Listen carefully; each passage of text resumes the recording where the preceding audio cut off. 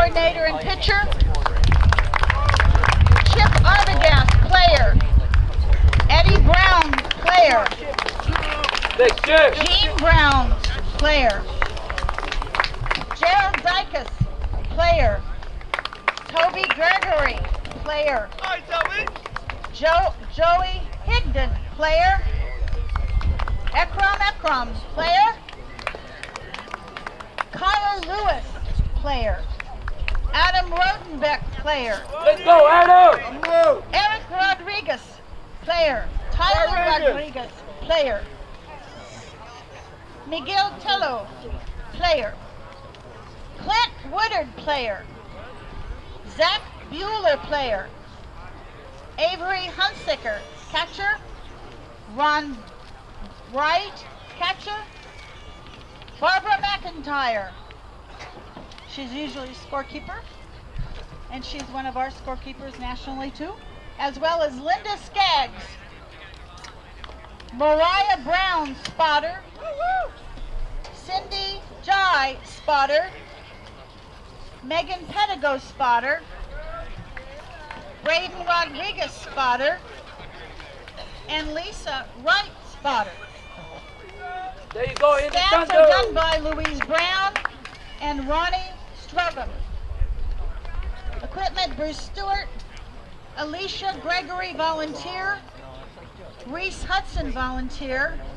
Rania Woodard, volunteer. And Allison LaFawn, volunteer. And I'm presenting to you the Indy Thunder from Indianapolis, Indiana.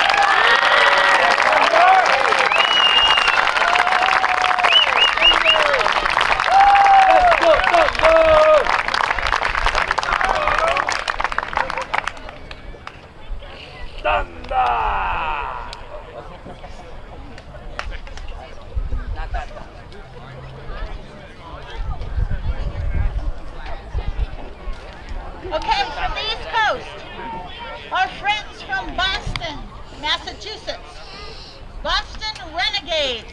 You'll line up on the foul line as well, please.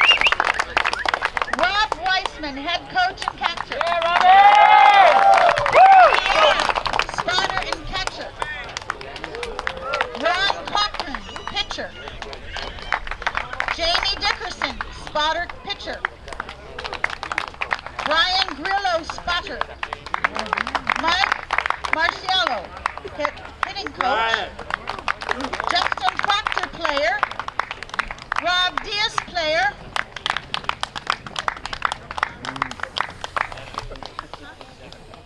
Sean Devenish, player. Larry Hale, player. Melissa Hoyt, player.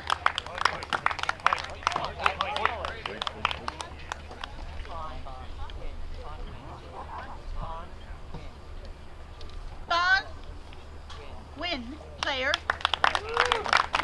John McCormick, player. Player. Tim Cyphers, player. Christian Thaxton, player. Rob Fair, player. Joe Yee, player. Guy Zuccarello, player. Sarah Cochran, volunteer. And Aaron Proctor, volunteer. There you have it.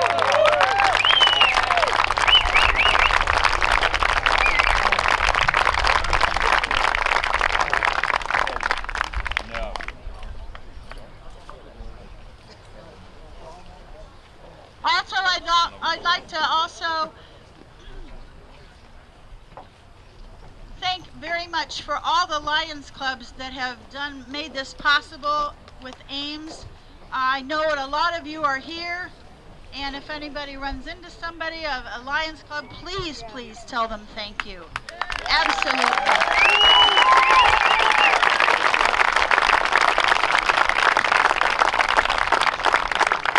At this time, we're going to have Johnny Walker from the Colorado Stream.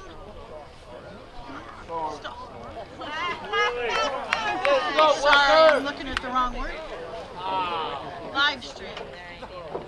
Johnny Walker from the Colorado Storm, who came in third. Congratulations. And also Tim Wilson from the Lions is going to present our flag of the United States. And Johnny Walker is going to lead us in the national anthem. And if anybody would like to chime in like we did on the opening ceremonies, that'd be great. There you go, John. Let's go, Walker! Please honor our flag by removing your hats and sing with me the national anthem.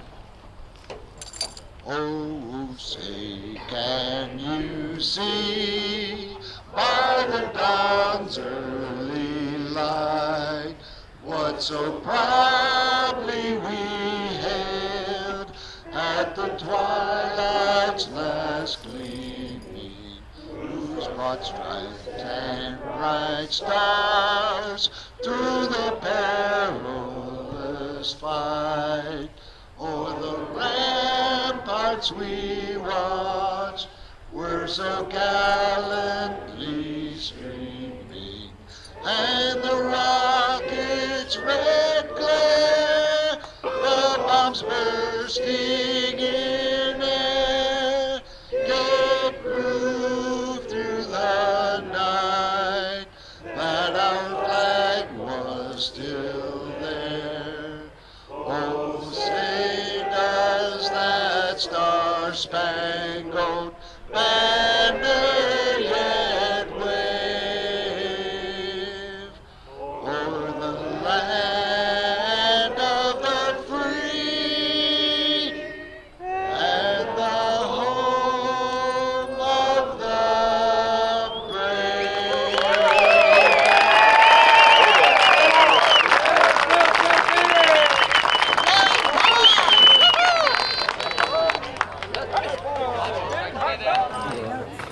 Very pleasant good morning, everybody. My name is Kevin Simpson, alongside my teammate and partner, David Benny. I'll be doing the play-by-play. DB going to be doing the color commentary for this game. We're at the Southeastern Complex for Iowa State University intramural fields for the 2016 World Series of Baseball. This is a championship game between the Indianapolis Thunder, the Indy Thunder, and the Boston Renegades. Indy comes in undefeated. Boston comes in needing to win too. It's a beautiful, beautiful day here for beep ball. You couldn't expect anything better. Some clouds in the sky, but the temperature is pleasant. The wind is light. Neither one of these teams have been here before. The Indy Thunder and the Boston Renegade. Indy coming in not only undefeated, but winners of 15 straight games, only having one loss on the season. Winners of 2 tournaments already regionally, and looking for 1 win to wrap up their first ever World Championship. And on the other side, the Boston Renegades coming off a big, exciting, dramatic extra inning victory to get here today over the Colorado Storm, who took third. They are also looking for their first ever NBBA World Championship. Game on in the 2016 championship game, World Series Championship. Here we go. So looking at the matchups today, you have a lot of speed on the Indy side and a lot of power. I mean, you've got to say that Indy is the favorite. Of course, they come in undefeated. That's obvious. But looking down their lineup, it's an impressive lineup of speed and power. Leading off and playing shortstop is going to be Eric Rodriguez. Gerald Dykes is the designated hitter, batting second. Toby Gregory is the third hitter. We can assume, and that's number 13, Toby Gregory, we can assume he's going to be playing right field, but they haven't really set up yet. Number 18, Zach Bueller, is going to be playing right center. Tyler Rodriguez is going to be playing the middle of the field. And Adam Rodenbeck is batting sixth. We can assume that he's going to be batting last. For the Renegades, we've got Christian Thaxton leading off. Number 18, Rob Diaz, batting second. We can assume he's going to be playing the second base position as he did yesterday. Larry Hale, number 81, we can assume he's going to be playing left field. Sean Devenish is going to be batting fourth at designated hitter. And the designated fielder is going to be Justin Proctor. Joe Quintanilla batting fifth, and I think he's playing right. And Guy Zuccarello, number 9, batting 6 and playing in the center field position. Yesterday, the obvious thing about the Boston Renegades lineup is the absence of number 46, Joe McCormick, who is unable to go today. He had a little run-in with a third baseman. Unfortunate collision, yeah. So he's injured and unable to go, which puts, this is a good player we're talking about. It puts Boston in an early deficit, so to speak.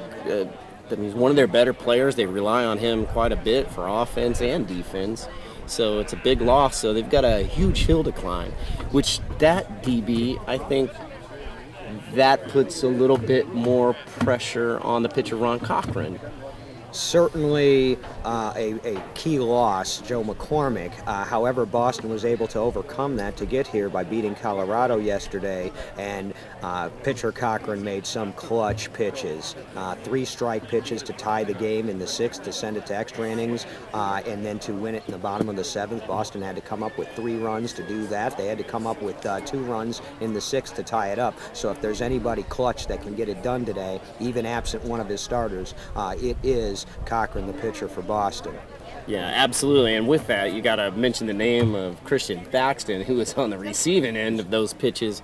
And boy, this guy's a talent. You'd have to consider him certainly in one of the top 3, if not the best hitter in our league right now. Unbelievable combination of power and speed. He scored with 3 strikes and 2 outs in the 6th to tie it, and then got the walk-off with 3 strikes and 2 outs in the bottom of the 7th to win it. Christian Thaxton, a clutch player with a dangerous combination of speed and power. Look for big things out of him today, leading off for the Renegades. Yeah, speaking more about the semifinal game yesterday between the Colorado Storm and the Boston Renegades, that was one of the better beat ball games we've ever seen. Kind of a slow start, a lot of strikeouts. Further in the game, though, the offenses and defenses picked it up, and it became just a back-and-forth struggle from the 5th, 6th, and into the 7th inning. And Boston was able to pull that out with a couple of runs. And, you got to take your hat off to the Colorado Storm. They played really well. They showed up really well. They were not without injuries, of their own. Jimmy Butler having to miss the second half of that game. Jimmy Burnett. Missed the second half of that game due to an injury, so they needed some of their bench to come in and step up, and they were able to do that.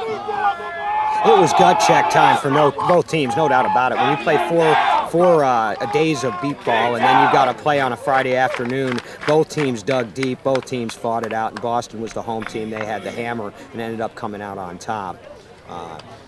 10-9, I believe that score was. So they've certainly got an uphill battle today against the favorite Indy Thunder. Jared Woodard being the pitcher for Indy Thunder. He's no stranger to championship games. Won it all in 2007 at the age of 16 with the Kansas All-Stars in an 18-0 season. Took them back in 2008 and lost a tough one to the West Coast Dogs. Went back in 2014 with the RHI Extreme, losing to the Austin Blackhawks.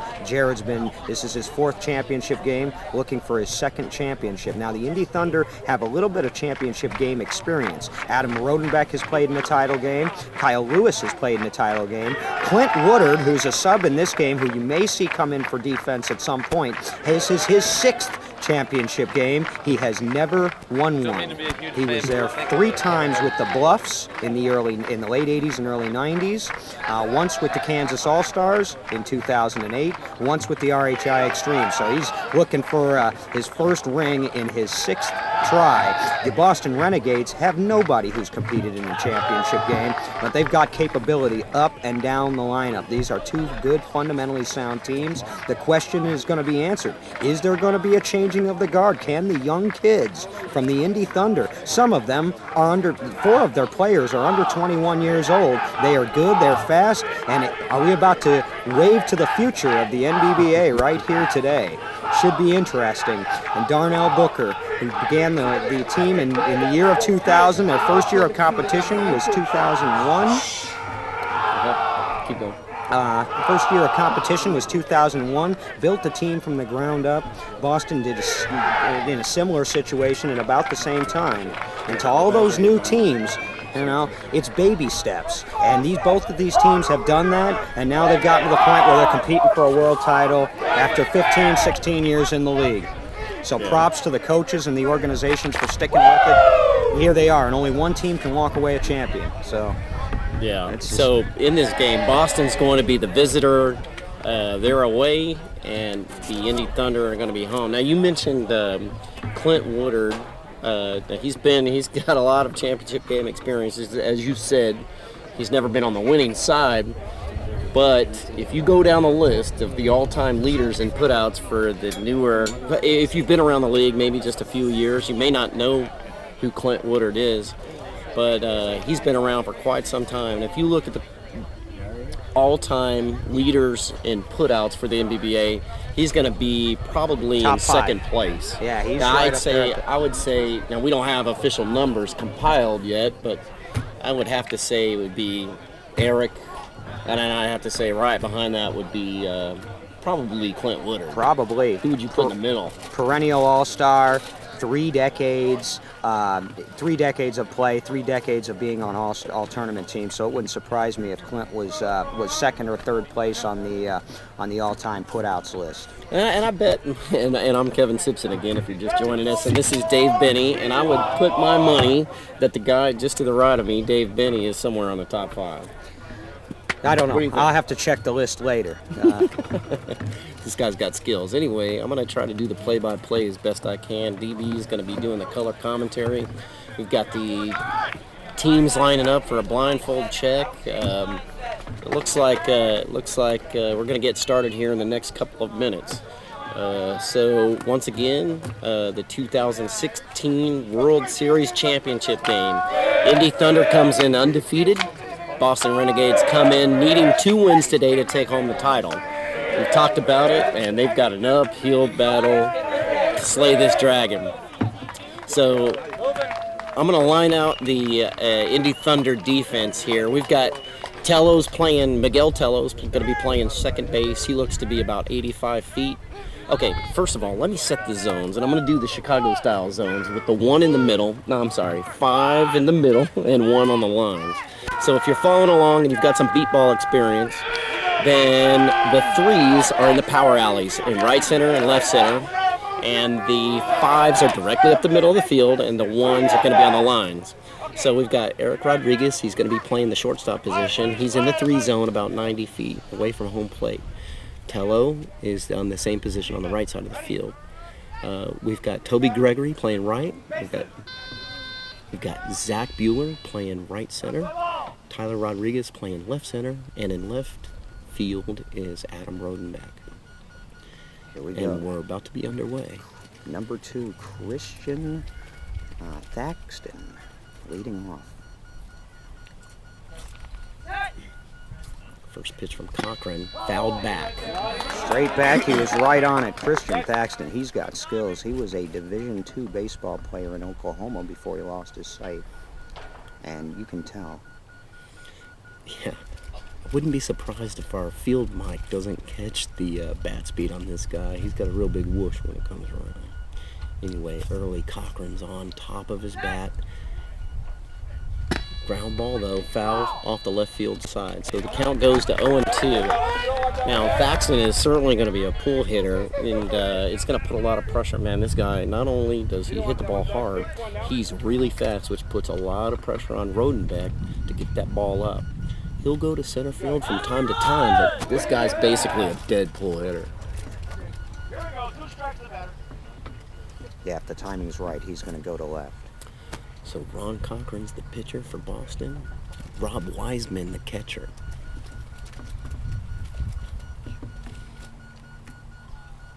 Cochran looks in. And the pitch. Swing and a miss. They're right on it. He likes hitting with 3 strikes, though. We've seen that before. No doubt. We'll give you the spotters for the Indy Thunder after this pitch.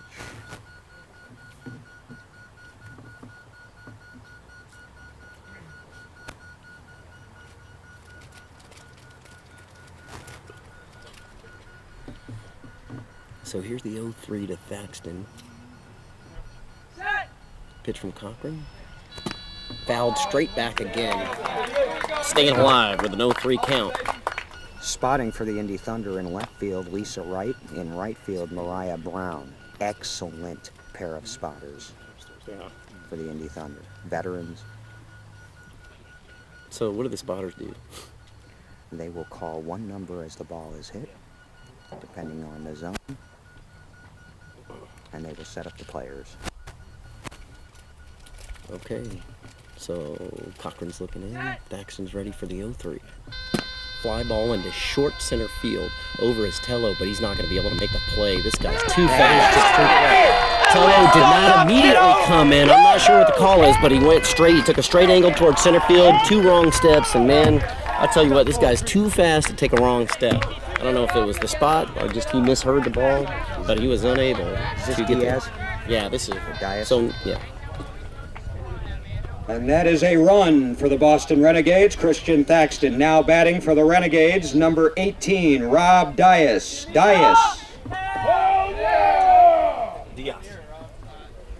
pronounce it Dias. It's Dias. All right, so an early 1-0 lead for the Renegades. Now, we've talked a lot about the Thunder offense, but not a lot about the defense. Now, this is a solid team that they haven't given up more than 12 runs all week. First pitch, swung on and missed. He's late, and the pitch was a hair inside by Cochran. So they're making the adjustments now. And they'll talk more about their defense after this pitch. An 0-1 coming.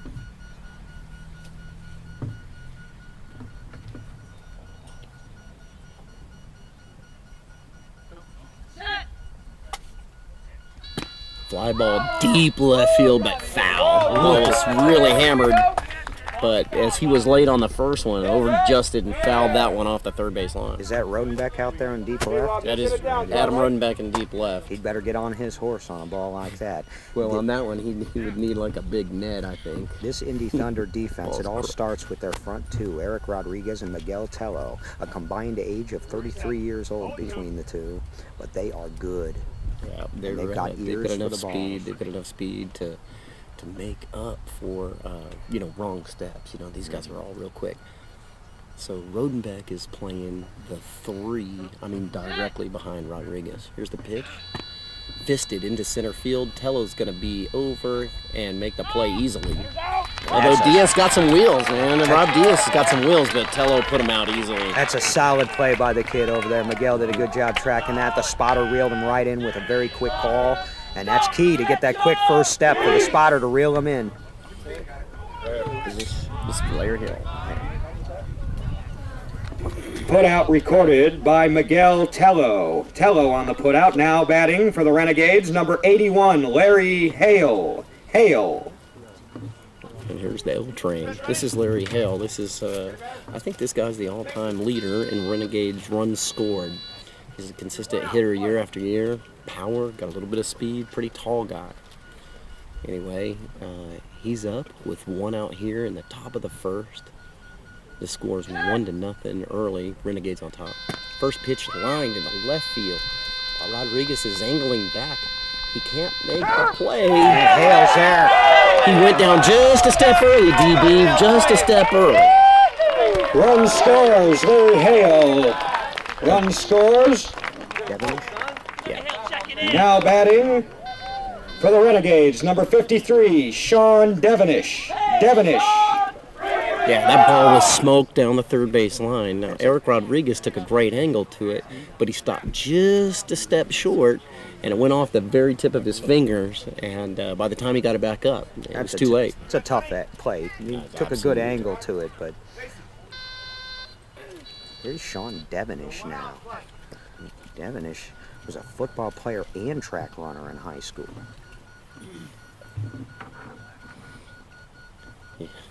But grounded weakly up the middle. It's not going to make it to 40 feet. Now on beat ball, we've got a 40-foot line. So anything that is not hit past 40 feet is considered a foul ball. So while it was hit up the middle, it didn't quite make 40 feet. So therefore it's foul, and we've got a 1 strike, no ball count to Devenish. Now you mentioned that was a strange mix because Devonish ran the 800 meters, which is kind of odd for a defensive lineman. Yeah. So he's got a combination of power and speed here. Here's the 0-1. Swung on a miss. He's a big man who can move. Yeah, well, I saw him on Tuesday hit a ball off his fist about 140 feet. He's real strong. He's got a really wide stance, really balanced though. Ground ball hits Cochran. Dead ball. So in beat ball, when you hit a ball and it hits your own pitcher, it's considered a no pitch or a dead ball.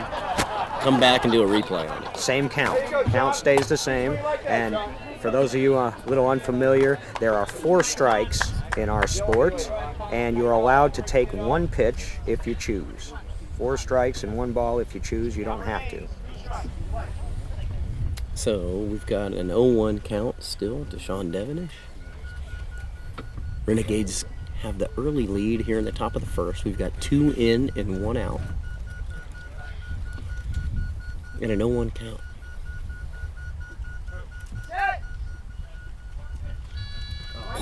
Swung on and missed.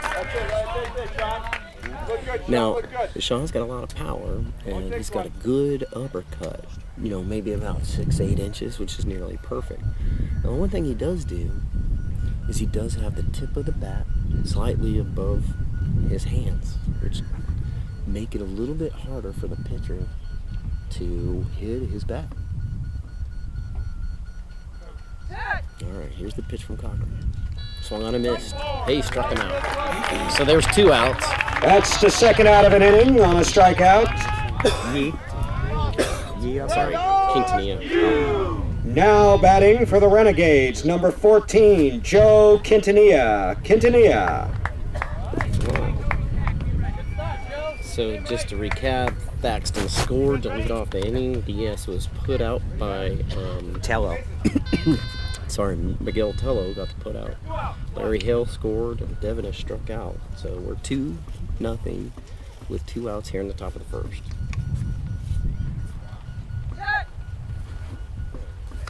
First pitch to Quintanilla is passed. Quintanilla in there for Joe McCormick. So it's going to be key to pick him up. McCormick involved in that nasty collision yesterday. There's a swing and a miss. No balls. I'm sorry, 1 ball, 2 strikes to Joey Q, they call him. He's been around a while for the Renegades. Yeah, he was with them at the very beginning. I think he was one of their Yeah, and that goes charter back to members. 2002. In Glenview was the first time we saw him. Yes, sir. Here's the 0-2, 1-2. Fly ball into short center field. This should be easy money for Miguel, but he overruns it. But he's got it back up in time for an out. So that retires the side that damages 2 runs in the top of the first. And that ends the top of the first. The Renegades get 2 runs as we go to the bottom of the first. It is Boston 2 and the Indy Thunder coming to bat in the 2016 NBBA World Series Championship game.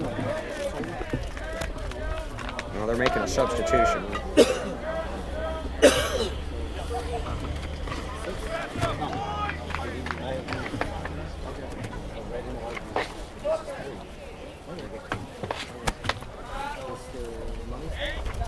8 for 14. Got it. That's Dan. That's Thon Win. Thon Win. Okay.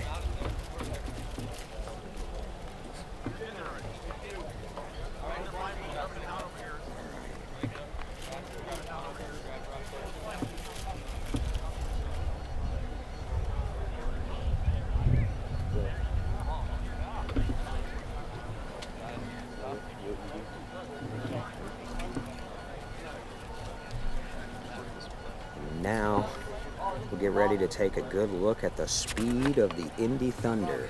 Perhaps the fastest team in the league, in my opinion. Yeah. And they'll get it started right away with Eric Rodriguez.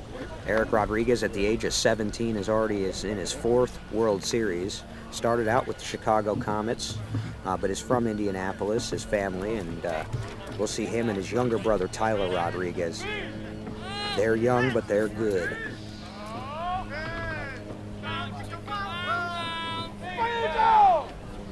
Okay, so we're all set. Coming up in the bottom half. Leading off for the Indy Thunder, number 7, Eric Rodriguez. Rodriguez.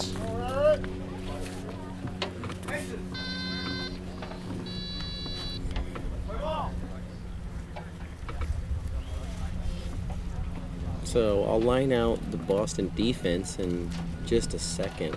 A little bit different than yesterday against Colorado, but the most. Let me go ahead and first say Justin Proctor's playing their shortstop position. He's playing the 3 in left field at about 80 feet. More on that in a second. 0-1 pitch swung on and missed by Rodriguez. Proctor yesterday probably had double-digit putouts against Colorado. Dude was on fire, making good plays and making the easy plays even look easier. 0-2's drilled foul off the first base line. He's got some power to match that speed. Eric Rodriguez, most valuable player of the Indy Thunder tournament this year, most valuable player of the Bolingbrook tournament this year, one of the best two-way players, young players, in our game. And he rocked that one. He just, right idea, wrong direction. We've got a substitution in the game. And Joey Quintanilla comes out for Thon Nguyen. He struck him out swinging. First batter of the game goes down on That's one out strikes. on a strikeout. Now batting for the Thunder, number 10, Gerald Dykes. Dykes.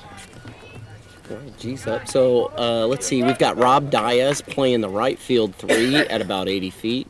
Guy Zuccarello's in the middle of the field playing about 100, maybe 105. Directly up the middle in the 5. Then we've got Thon Nguyen playing left field in the 2 zone. And then Hale is actually, looks like he's in the 4 zone at about 140 feet, more later. First pitch, G swings and misses, 0-1. In right field, looks like Sean, is that Sean Devonish? Thought he was the designated hitter, bro. Ground ball up the middle. Over Zuccarello. Can't make the play. Hale overruns it. That's a run.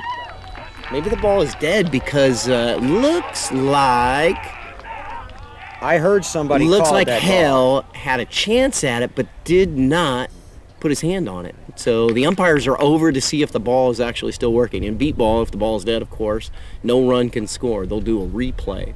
Yeah, sorry, Kevin. I thought I heard him call dead ball. That's a replay. Dead ball replay. That is a dead ball replay. Dead ball replay. Yeah, because that looked like a relatively easy play for Hale to make, and he was unable to do so. I'll tell you what, easy is a relative term, though. Gerald Dykes is as fast as anybody in our sport. This is his first year playing competitive beat ball, but he's not your average rookie. Pretty fast. He can get down that line. He's 20 years old. Yeah, strong dude takes care of himself, man. It's easy to see. Good shot, but it was hit well enough right at him that he not right at him, but a couple of steps to Hale's left. That relatively easy play. I don't know if that's tough luck for Hale or tough luck for G. Anyway, we'll see what happens. We got a replay. That's a good working ball now. So anyway, we have an 0-1 count. There's 0-1 on the batter with 1 out here in the bottom of the first. Indy Thunder batting. No sound coming out of it, so we're having new ball put in. 1 strike still in the batter. Umpire John Lakowski explaining to the fans here at the World Series Championship game. Yeah. The dead ball rule. That one drilled in the right center, and that ball is crushed right at. That is not. I'm sorry. That's Christian Thaxton, not Devonish in right center. My mistake. That is a run for the Indy Thunder, Gerald Dykes. Now batting for the Indy Thunder, number 13, Toby Gregory. And Thaxton had a chance at that, not a good chance. That ball was crushed. He went down on it. It deflected off of his body. That ball is just mashed. A lot of power on that. So Toby Gregory is going to bat. 1 out The score is 1 Thunder, 2 Boston. Here in the bottom half of the first inning. Indy Thunder batting with 1 out. Now we've got a reset of the alignment by Boston. And Thaxton moves from his position at the 4 to the 2. So it looks like they're either playing him straight up or not expecting him to pull. The scouts must have seen something. There's a ground ball right to Thaxton. Thaxton's over, and he can't make the play. Easy ball. A room service is stopped That is right a in his run lap. for Toby Gregory. Run for the Indy Thunder. But he couldn't field it cleanly. Couldn't field it cleanly. So now we've got Zach Bueller. 18. Now batting for the Indy Thunder, number 18, Zach Bueller. Bueller. All right, so Thunder are even. Let's see if they're leaving. He's another young rookie, Zach Bueller. We didn't see him in any of the local regional tournaments, although he's been practicing with the team all summer. He's really come on here at the World Series.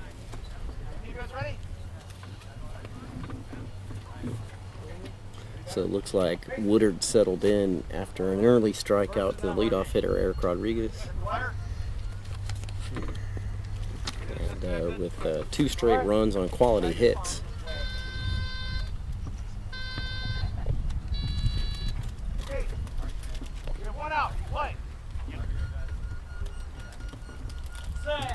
First pitch to, geez, grounded up the middle.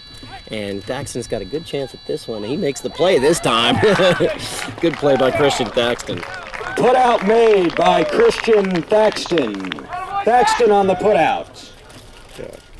Tough, I mean, well hit ball. Now batting for the Indy Thunder, number 39, Tyler Rodriguez. Rodriguez. That was a well hit ball by Zach Bueller, but right at Thaxton. Unlucky, man.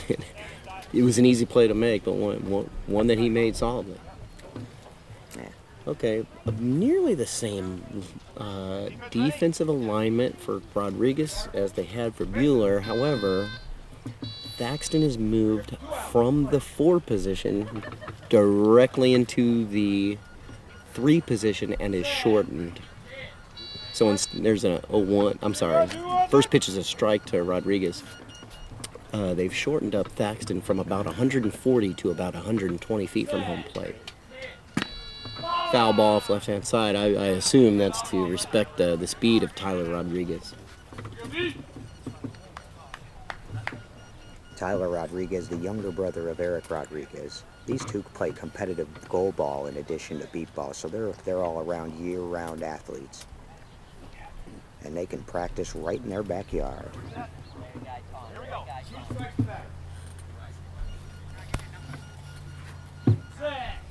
Here's the 0-2. Fly ball on the left-hand side goes foul. Good thing, because Proctor, man, he was on that. Waiting for the first put out for Proctor. Nothing for Diaz yet. Diaz. Tyler likes that left field line. Yeah. Deadpool 39, Tyler Rodriguez. So Indy's wearing, both teams wearing gray pants and navy blue tops today. Tyler does have orange socks. And he takes a pitch, so we've got a 1-3 count to Tyler Rodriguez. That was the first passed ball that the Indy Thunder have taken today. Sometimes Jared will tell them to listen to one if he thinks they're off. Fly ball in a short left field over Proctor. He slips on his butt and can't make the play. He took an inward angle, and then when he That's heard the it, run for Tyler Rodriguez and the Indy Thunder. Now batting for the Indy Thunder, number 41, Adam Rodenbeck. Rodenbeck. so Proctor came in on that ball. The ball landed at about 100 feet, right on the third, or near the third base line in the 1 zone. And as Proctor came up and heard the ball going over his head, he tried to put on the brakes, but his feet slipped right out from under him, and he ended up on his butt. So that gives the Thunder a 3-2 lead, and now this is a big spot early in the game because you got Adam Rodenbeck. If he can, with 2 outs, if he can turn the order back to Eric Rodriguez, the Thunder could end up with a big inning here. So big spot here early. You're absolutely right. Absolutely right. Pivotal moment. So the Boston defense makes an adjustment. They're going to take Christian Thaxton and they're going to move him back a little bit, and they're going to shade him towards the baseline. So Christian is now in the 2 zone, and his depth is about 130. First pitch to Rodenbeck, drilled into left, right at Thon. And he's down early, but he's got it. Now retires the side. And that retires the side. The putout by Wynn. Wynn on the putout, and at the end of 1, it's the Indy Thunder 3 and the Boston Renegades 2. It's a good play by Wynn. Now Wynn plays with a glove. Oh, really? Yeah, Wynn's got a glove, and so he's got a glove on his right hand. Now he went down extremely early for that ball, but he knew. I mean, he hit it on the right path, so it came right to his chest. There's only a few players in our sport that play with a glove. It's not required, and in fact, it's not common. You know, some names come to mind: Danny Fabiano, our president, Dan Green. 55 from Taiwan. What's his name? Win Chin Chu. Win Chin Chu is great with the glove. Most players do not use a glove. I've never used one. I tried one once and it didn't go very well. Is this Zuccarello? Yeah, right. So this is going to be Guy Zuccarello, sir.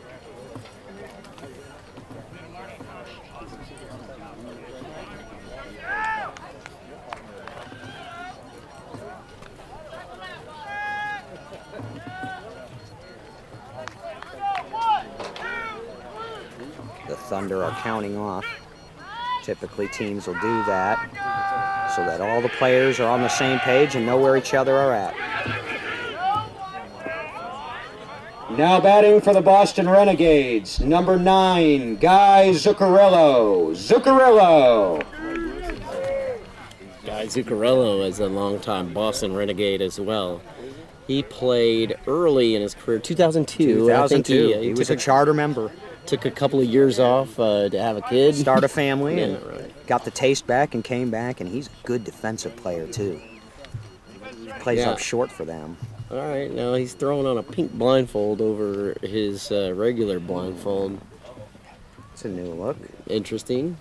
We'll get the skinny on that in between innings. Anyway, the 6-hole hitter for Boston up to the plate. To recap, we're 3-2 Indy going into the top of the second.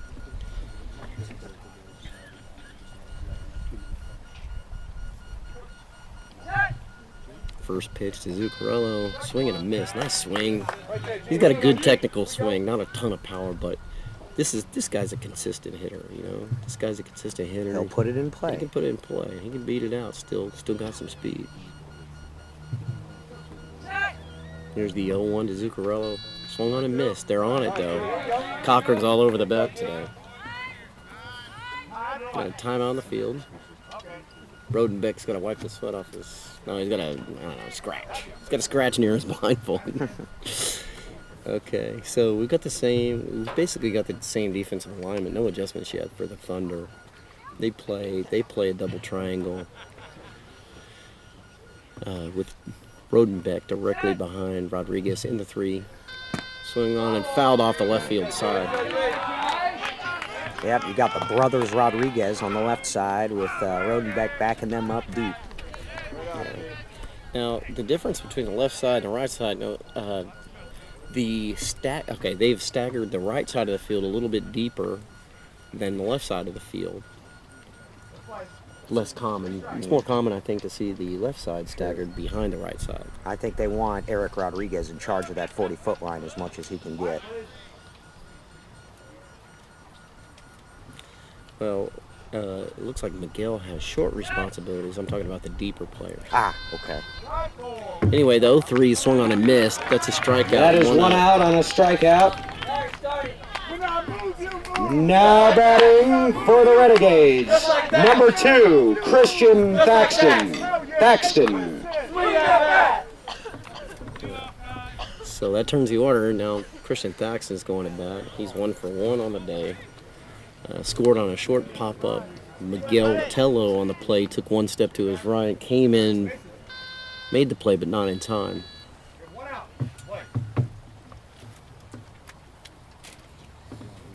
So Zach is playing on the right field side at a 4. And he's a little bit deeper than Tyler. High fly ball into very short left field. Just now hit. Spins away from Rodriguez, and he's there. Oh, that guy's fast. That's tough when those balls hit and spin away. Yeah, not only does he have a lot of power, a great swing, but he's got speed to burn. That is a run for the Renegades, a run for Thaxton. Now batting for the Renegades, number 18, Rob Dias. Dias grounded out to Miguel Tello. I'm sorry, he hit a squibber, right? He hit a lazy fly ball. Lazy pop-up, and Miguel played it well. Yeah. Dias listens for the bases. All right, so Dias and Cochran may be struggling just a bit with their timing. You know, they had a couple of foul balls on the left field side, and then a squirter to the right field side. That one was a line for right up the middle. I think they've got the timing issues worked out on that one, DB. Yeah, he's a line drive hitter, so if they're on, he's going to line it right up the middle. And the Thunder collapse on the middle, but they don't have anybody playing directly up the middle. Exactly.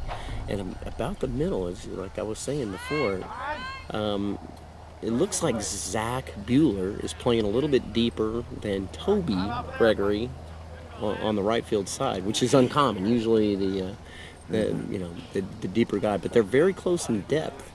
So and it looks like I was saying, is that Tyler Rodriguez looks like he has short responsibilities over Zach, and Zach will go behind him on a shot up the middle. Oh, I see. As they're both in the 2 position, as they're right. Did I say that right? They're both in the 4 positions. Yeah, they're both in the 4 positions. It would be R2. Yeah.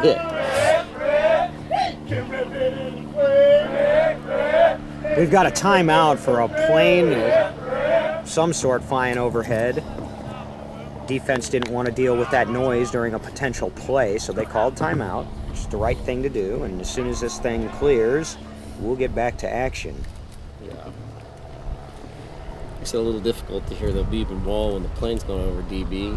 How much is this road noise going to bug the players today? It depends on how much of it there is. I mean, we played on this field on Thursday, and the road noise was, I would almost call excessive, but both teams had to play with it, so it hasn't been as bad yet today. Hopefully on a Saturday, maybe people will just stop here and watch the game, and they won't drive through, you know.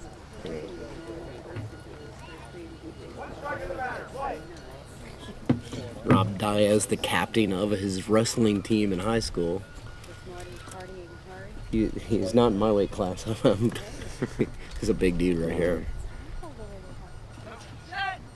Here's the pitch. Drilled left field. That ball is crushed. Adam Brodenbeck has a chance, but nope, can't make the play. Diaz with a run. Hey, that was a shot is what that was. That is a run for the Renegades. Rob Dias, run for the Renegades. Now, Adam took the perfect angle for that ball. Now He angled from the 3 number 81 to the Larry 1, Hale. but there was just no getting that ball. The ball seemed to be getting further away from him as Rodenbeck tried to track him down. That ball's crushed.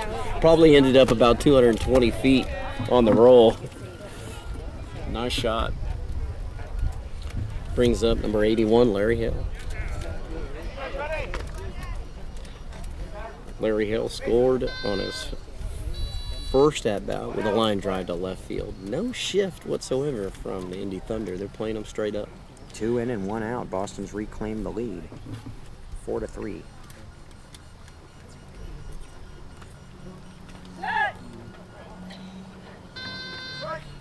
Swung on a miss. 0-1 the count. Larry Hale he's a hip-to-hip swinger. I'll explain that in a second, I hope. Here's the pitch from Cochran. Swung on and missed. That means Larry Hale starts with his bat parallel to the ground instead of perpendicular, as in a traditional baseball swing. So he just kind of swings the head of the bat through the contact zone, which is usually robs you of power, but man, he's got plenty of power. Swung on and fouled off to the left field Makes you side. wonder how much more power he would have if he had used a traditional swing. But sometimes you just let players go with what's comfortable for them as long as it's comfortable for the pitcher. Yeah, and it's, you know, it's good to have power, but if you have no consistency to go along with that, you're dead. You can't score if you strike out. It's hard to steal first base and beat ball. Yeah. Hail train! So what does that make the count, DB? Is this 0-3? 0-2. 0-2? 0-3. 0-3. No, maybe it is 0-2, 0-3. 0-3. Somewhere in there. We'll find out in a second. Here's the pitch. Swung on and missed. He struck him out. That was 4, so we got 2 down. That is the second out of an inning on the strikeout. Now batting for the Renegades, 53, Sean Devenish. Devenish struck out in his first plate appearance. Now the score is 4-3. Boston here early in the top of the second. Game just getting started.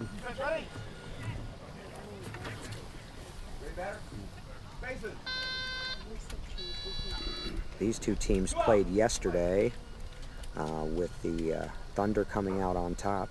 Neither team had lost prior to that game here in this World Series.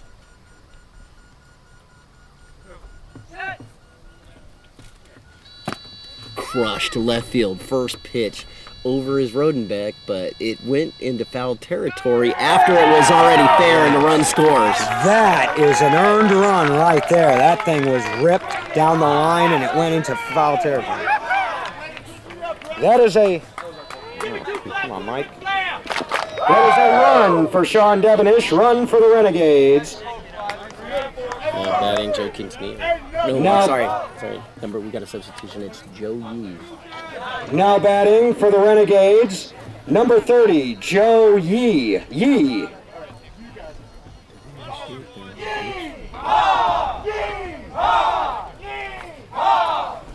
Man, that was a crush by Devenish down the line, man.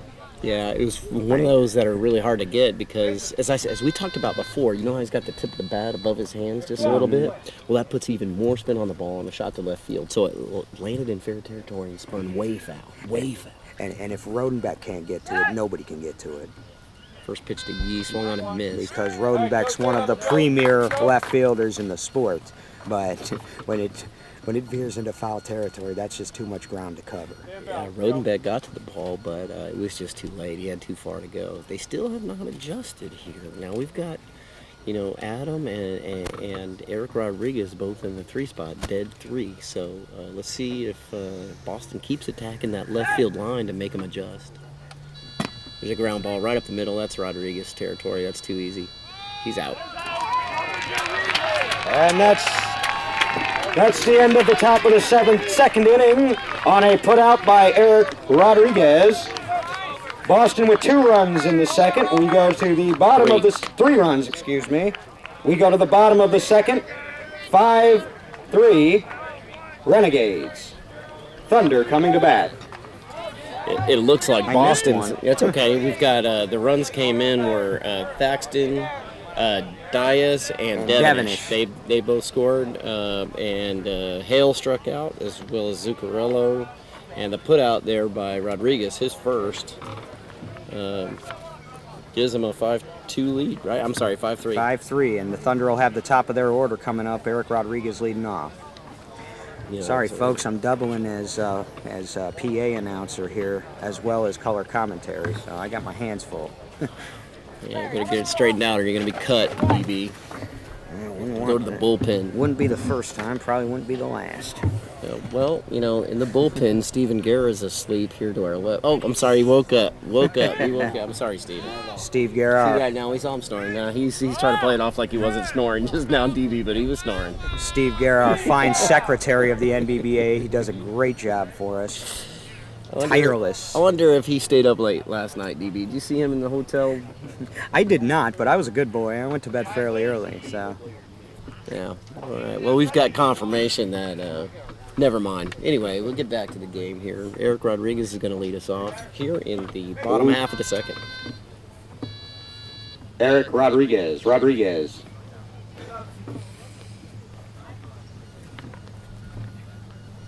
I was a little late on that one. That ball smoked in the right center. That one's just landing. Oh, that's got a hand on it, but it's gone. That's a run for the Indy Thunder. A run for Eric Rodriguez. That ball was crushed in the right center field, and it Now batting for the Thunder, number 10, landed probably Gerald 20 Dicus. feet in Dicus. front of Thaxton, and he stuck his arm out. He nearly got a piece of that ball. You only get one chance with Eric Rodriguez. Yeah, He not a knocked very it good down. chance on that one. Yeah. That ball was smoked. Yeah, that was a shot. He's a what's his base time, you think? DB? Oh, low 5.3 maybe. Okay. Just a guess. So I'm pretty sure Jared was atoning for the first strikeout of the game, getting Eric to base. Nice shot. That brings up number 10, Gerald Dicus. He may be closer to 5 seconds, Dicus.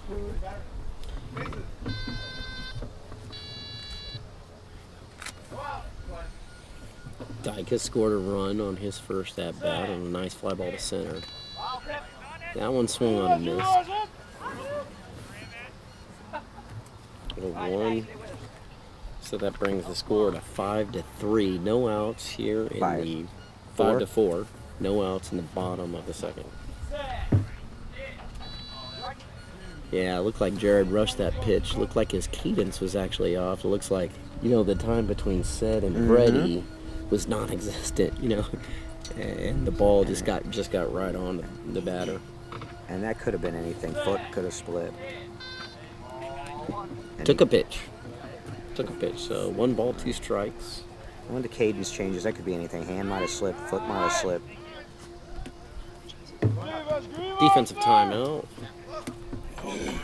Whining noise in the background.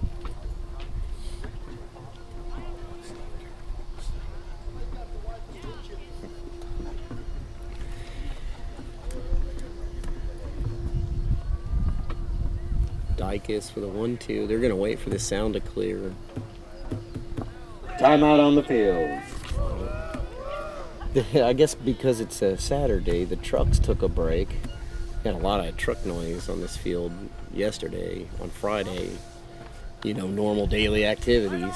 We're right across from Jack Thrice Stadium. Home of the Iowa State Cyclones. Yeah.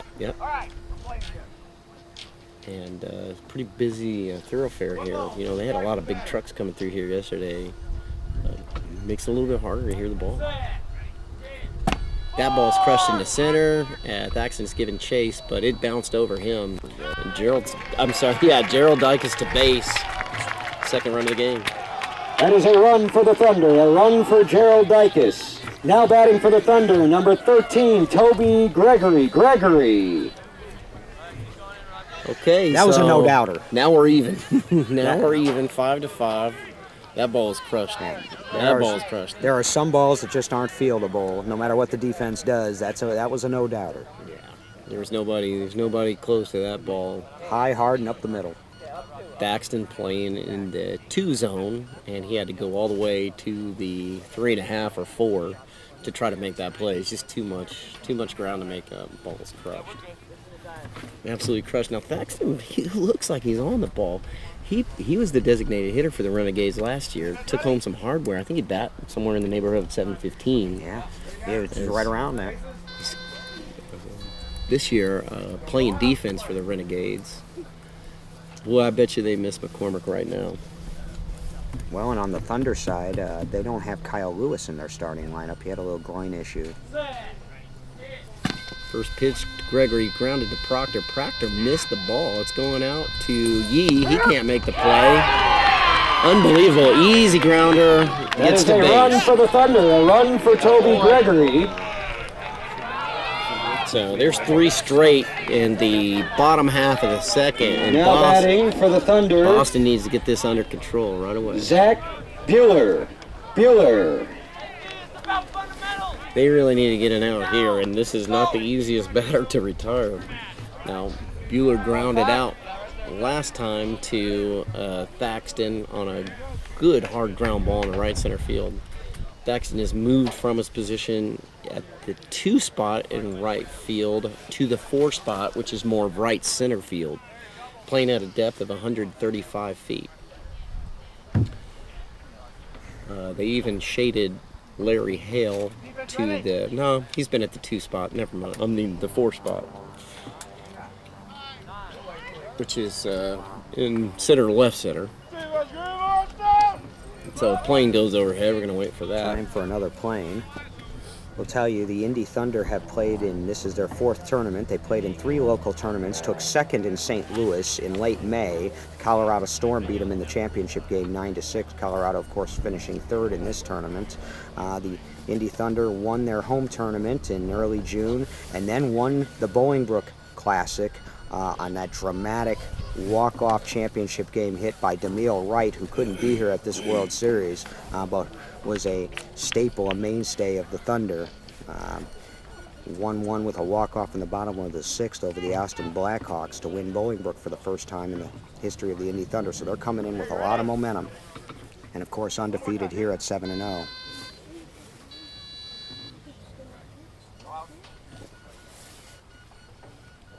Woodard dials it in. Pitch to Bueller, swung on a missed.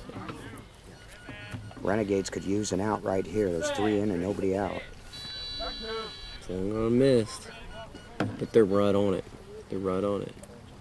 Hisaki Bueller's an athlete too. Nice, yeah. Well put together and real strong. Got a nice, nice swing.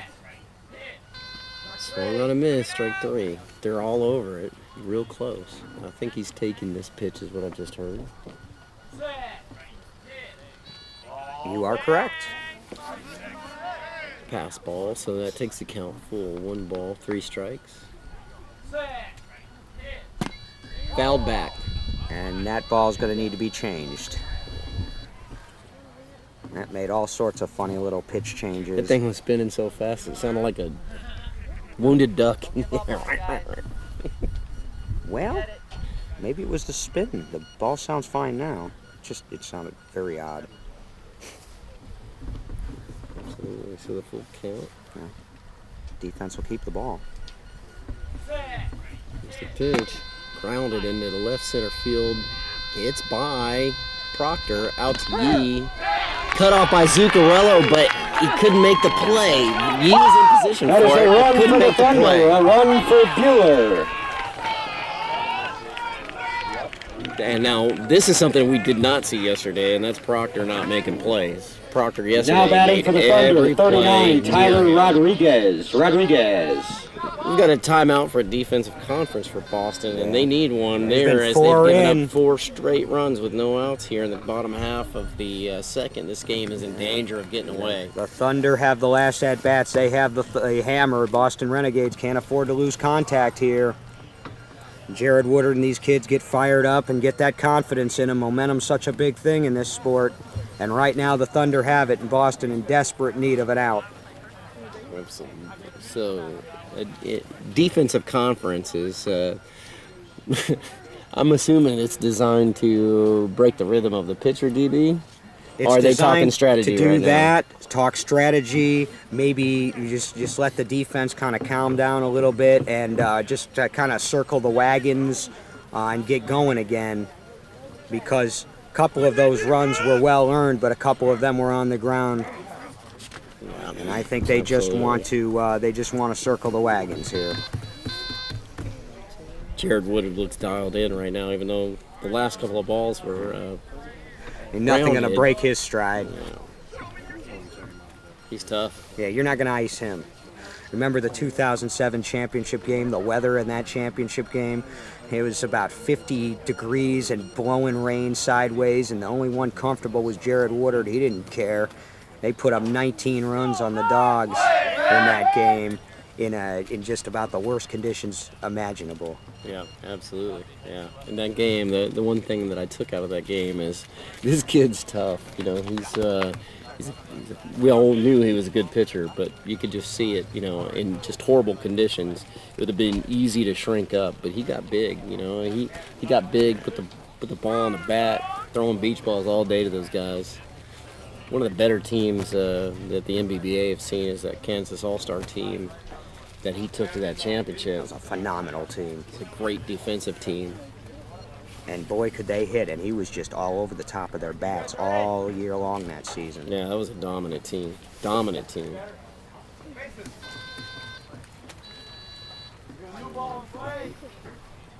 Game on again. Tyler Rodriguez. 4 in, nobody out. Swung on a miss.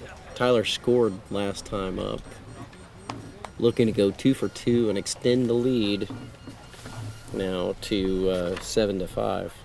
8-5. It is 7-5 now. He's trying to extend it to 8-5 here in the bottom of the second. Pitch high, fly ball in the left field. Let's see if it stays fair. It lands in. Nope. Yeah, it touched the player, but the player was in. They're going to The have player, no. There's no discussion about this. It was a foul ball. The ball landed in fair territory, bounced into foul territory where it hit a defender. It was a foul ball. Good call. Lukowski correctly calls it a foul ball. If it had touched even him though both teams were a little confused on what it was Now, going to be. if it had touched the player in fair territory and then gone foul, it would have still been a fair ball. Right, correct? exactly, DB. If it had touched the player while he was in fair territory and then went foul, you're absolutely right. The defender was already in foul territory, therefore it's a foul ball. A fly ball. That was a nice fly ball by Tyler. Just got around a hair early on that one. So with an 0-2 count, we got a timeout for a plane as it goes by. So let's run down the. Let's see. So the third place finisher was the Colorado Storm. And fourth place finisher was the Bayou City Heat. Fifth place finisher was the San Antonio Jets. Sixth place finisher was the Austin Blackhawks. I think technically the Austin team tied with San Antonio for fifth, but Yeah, well. It's not what the scoreboard said. whatever. Here's the pitch. Fouled back, so now we've got an 0-3. Now this is always the testy moment for a pitcher. You've made contact all 3 times with the bat, and you face an 0-3 count. Sometimes when you're all over it, I mean, he's got to throw 4 good pitches in a row, and the batter has to throw 4 good swings in a row. Let's see if they're game. Here's the pitch. Drilled down the left field line, foul.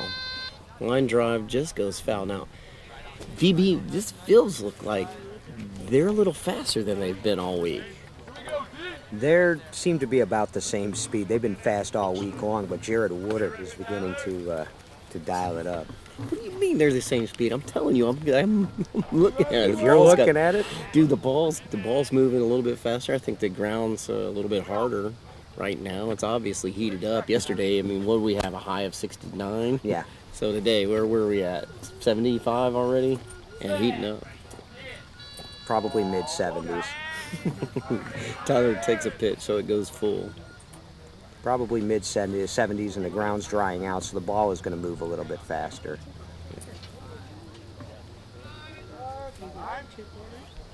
So we got a timeout for traffic noise, which is interesting. There was twice this noise yesterday, right, DB, on this field. All right, so the full count to Rodriguez. Swung on a miss. Jared just missed him. That is 1 out in the inning, 1 out on a strikeout. Now batting for the Indy Thunder, number 41, Adam Rodenbeck. Yeah.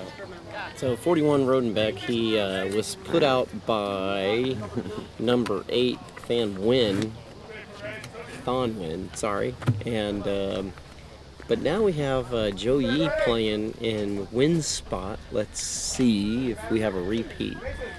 Also, Thaxton again has moved. He's shortened up his distance to a 120 in right center field in the 2 zone. I'll tell you what I am noticing, though. Now that they've got it rolling, the Indy Thunder, Jared has speeded up his time between pitches. There's another fly ball to right field. Thaxton went down too early, and he's not going to make the play. Rodenbeck scores on a good line drive to right field. That's a run for the Indy Thunder, a run for Adam Rodenbeck. Now batting for the Indy Thunder, number 7, Eric Rodriguez. So I'm going to tell you this. That was just a case of shell shock.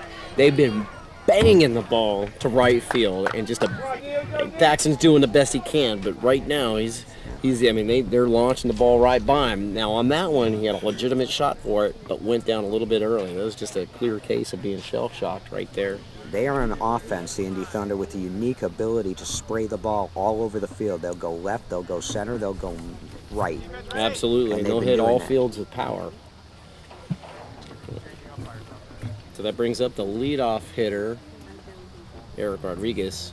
1 for 2, struck out in the first, scored on a nice fly ball to right field, line drive into right field, right center field, and to lead off the second inning. And with 1 out, he's got a chance to do more damage. They've already put up 5 and batted around. There's a ground ball foul off the left field side. They are on it. Jared's pitching quickly now. He's got the Thunder rolling here in the bottom of the second. Yeah, absolutely. The catcher, Avery Hunsaker. Avery Hunsaker. Yeah. So he walks Rodriguez back from the base. He's getting him set up. I can't tell what number Hunsaker is. Looks like he's got an upside down 2. I guess it didn't matter. he's number 15 in the program, but the 5 is kind of backwards, man. It looks like an upside down backwards 2 or something. Anyway, doesn't matter. Here's the pitch to Rodriguez, fouled off the right field side. So we've got a foul off the left field side or off the right field side. Let's see what happens here. It's interesting. Avery Hunsaker's been catching Jared Woodard this is his 3rd year catching. First year they were together. They finished 2nd to the Austin Blackhawks. Last year finished 3rd, and this year they're back in the championship game. Avery and Jared are very good friends back home. Line drive left field, gets under Proctor, gets by Yee. Tail's got no chance. That's going to be a run. That ball is clubbed. Wow. That is come on, Mike. That is a run for Eric Rodriguez. Another run for the Indy Thunder. Now batting for the Thunder, number 10, Gerald Dykes. Makes the score 9-5 with 1 out here in the bottom half of the second. Jared's on target. Yeah, this is a streaky offense. They can go. You can keep them down for a couple innings, but they're so explosive. You're not going to hold them down for long. Now, Rodriguez certainly quieted that ball. He didn't completely kill it, so the run's going to count, but they're going to get a new ball. Now, does Boston have the offensive firepower to come back from this? Of course they do, but it would behoove them to get these last 2 outs as quickly as possible, because again, the Thunder have the last at-bats in this game, and giving Jared Woodard the last at-bats is a recipe for something not good. He is clutch. Yeah. And that's the 6th run in the inning now with 1 out. I'm sure they would feel a little bit better about their chances if McCormick was in the game with them. Now, injuries are a part of the game, but he's such a big part of the Renegades. Anyway, here comes G, and he just grounds one slowly to Diaz. Diaz is up. He's clean. Nice play. I got to say that Gerald Dykes was about 5 feet off target on the right field side of the third baseline. He's doing push-ups. He's going to knock out 20 for missing the base, even though I don't think he would have. That is a put-out by Dias, a put-out. I don't think he would have made it to the base anyway. Now batting for the Thunder, number 13, Toby Gregory. Yeah, right on. So Dias with his first put-out of the game. And that brings us to Toby Gregory. It was 2 for 2. So actually, that's only the 3rd put out in, let's see, 6, 12, 14 batters. Only their 3rd put out. So their fielding percentage is going to have to go way up, DB. Oh, no doubt. But Diaz is Diaz. I'm from Texas, man. I say Diaz, okay? His name is Diaz. That's a good start. Toby Gregory swung on and missed. Gregory 2 for 2. It's DIAS. They Yes. pronounce it Dias.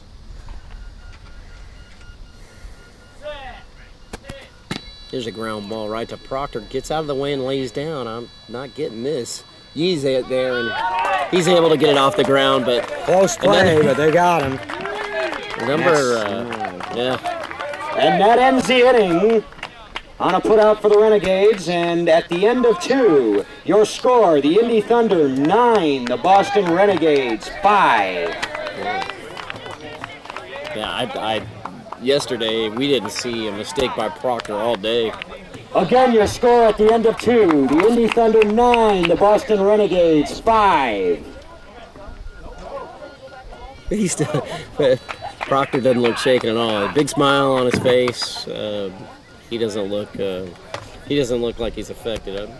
But the ball was one step to his right, and he took one step to his left and laid down a little bit early. And that's the consequence of laying down early is that there's no way to correct. What's the right way to do it, DB?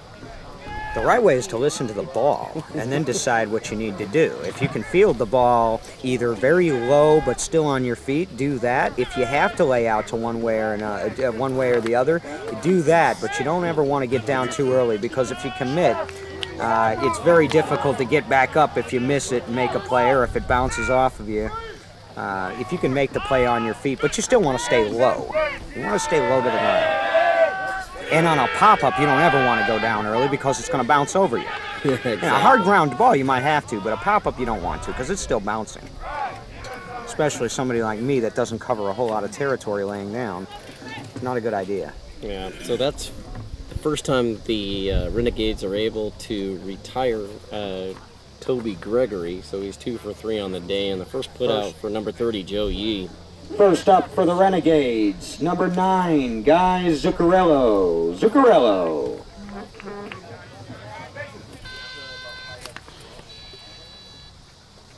Third inning, live off.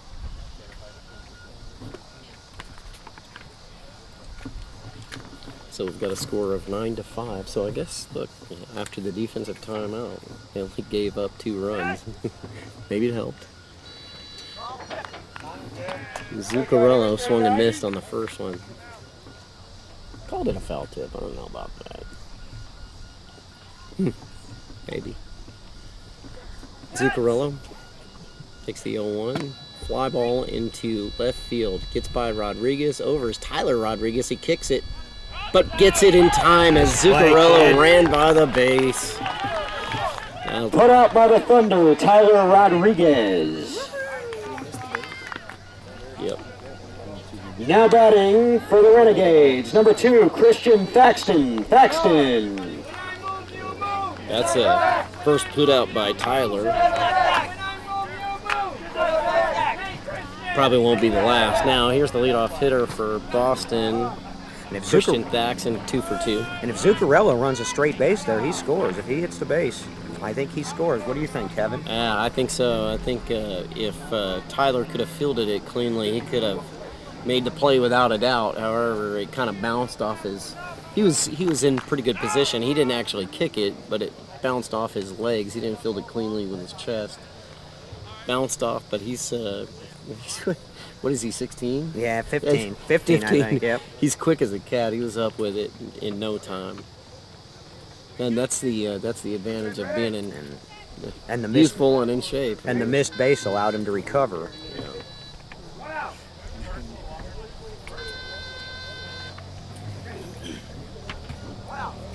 Thaxton getting a load. So there's 1 out in the top of the third, man. It's imperative that Boston put up a crooked number here, man. Yeah, they need Thaxton here to come through for him. He's our leadoff hitter. He's come through all series, all season. They got to have it. Yeah, Ron a little bit off, kind of jammed him with that one, but swung on and missed. Thaxton, look, man, you can look at the guy and tell that he's played baseball all his life. His stance is flawless. He's got perfect form at the plate. Looks like he's ready to take that hanging slider and put it into the upper deck. There's it, 0-1 grounded weakly into left field. Tyler Rodriguez is over, but he can't field it cleanly. It's a kind of a banana route That to is the a ball. run for Thaxton and the Renegades. And that guy, you better go straight to the ball. Now batting for the Renegades, 18, Rob Dias. Rob Dias, 18. Yeah. So Rodriguez kind of took a banana-type angle to that ball, whereas if he would have gone straight to it, and that's part of the shell shock thing. I mean, you got a guy that's hitting bombs at you. I mean, He slips a short you're first, one in you there. know, and then you get a shortstop, even a veteran shortstop like Rodriguez. Man, Not It only, takes- not only that, but you don't, the clock is ticking when you know you got a fast guy. You know, in your head you got this clock ticking as a defender, and that puts pressure on the defense, and sometimes makes you do things you wouldn't ordinarily do, because you know you've got speed running down that line. brings up Rob Dias, 1 for 2 on the day. Scored on a shot to left, second time up. All right, Robbie. First pitch, hair late on him. Now he's got a dip in his swing. Okay, so that means most likely if it goes to right field, it's going to be a squirter. You know, something that goes high and short and squirts towards the foul line. He's got a lot of bat speed. So the more bat speed the batter has, the more it's going to bite, spin towards the line. Now if he catches it to left field and it's a good pitch, it's gone, man. He's got a lot of power. There's a short fly ball in the left field off the hands, but it's spun back. It's going to be foul. So we've got 0-2. The catcher for Boston is their head coach, Rob Weissman. He's got his customary stool and water bottle with him. Rob Weissman been coaching the Boston Renegades since, what, 2003, 2004? Yeah. He was,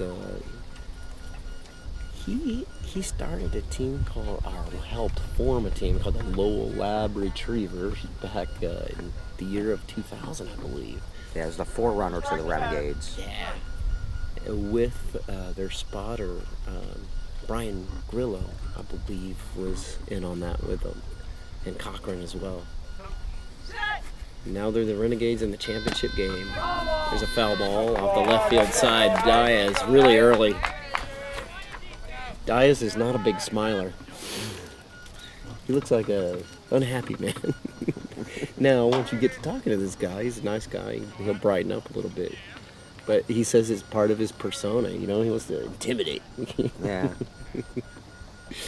Anyway, he's a formidable man. He's a good sized dude, you know. He's got a lot of bat speed. So here's the 0-3. Loads up, hits one into short right field. Now that's going to spin towards the line. Tello's on it. Makes the play. Nice play by Tello on a 2-hop. Put out by Miguel Tello. Tello on the put out. That was a nice play. Angling back from his position at the 3. Angling back and to his right to the 2 position. Got it on 2 hops. Knocked it down. Picked it up cleanly. Great play. Now batting for the Renegades, number 81, Larry Hale. Hale. I guess there was some question early this morning. I guess Tello had some kind of injury. He tweaked an ankle yesterday, but you know these are kids. They're tough, and he's fine, good to go. However, they did hold Kyle Lewis out, but I'm told Kyle Lewis will be available if needed. Kyle Lewis, their excellent outfielder, a lefty stick. Well, 2 outs here in the top half of the 3rd. Oh, there's a line drive into right field, and Toby's got it. Great play by Gregory to retire Hale. Put out for the Thunder, made by Toby Gregory. Gregory on the put out, and that ends the top of the 3rd inning. We head to the bottom of the 3rd with your score. Indy Thunder 9, the Boston Renegades 6. 9-6, Indy Thunder. Nice That was play. a huge defensive inning for the Thunder after putting up that 6th spot. Yeah. They gave up only 1, and now they really have a chance to open this thing up with their 4, 5, and 6 hitters coming up. Let's see what the bottom of the Thunder order can do. Right. So we got Buehler, Tyler Rodriguez, and Rodenbeck due up here in the bottom half of the 3rd, trying to build on the 9-6 lead. Man, that was a big play. You know, Hale hit a nice line drive, got by Tello, but I mean, Toby just never was off track with that one. He looked really comfortable, got it straight in the chest, solid play. Toby may be the most improved player on this Thunder team. We saw them, we being our San Antonio Jets, on Thursday, and Toby Gregory made a couple of outstanding plays late in that game as we were trying to mount a rally. He's 2 for 3 in this game. Yeah, 2 for 3 and a put out. And this game, we were talking about them needing Kyle Lewis. Man, I just don't see it. Maybe not. I don't see we'll it. See. I think, it's still early. It's still early. I see this as a big moment. So they're going to go back to the bench. The Renegades are, and they're going to put Thon Wynn back in the game, and he's going to replace number 30, Joe Yee.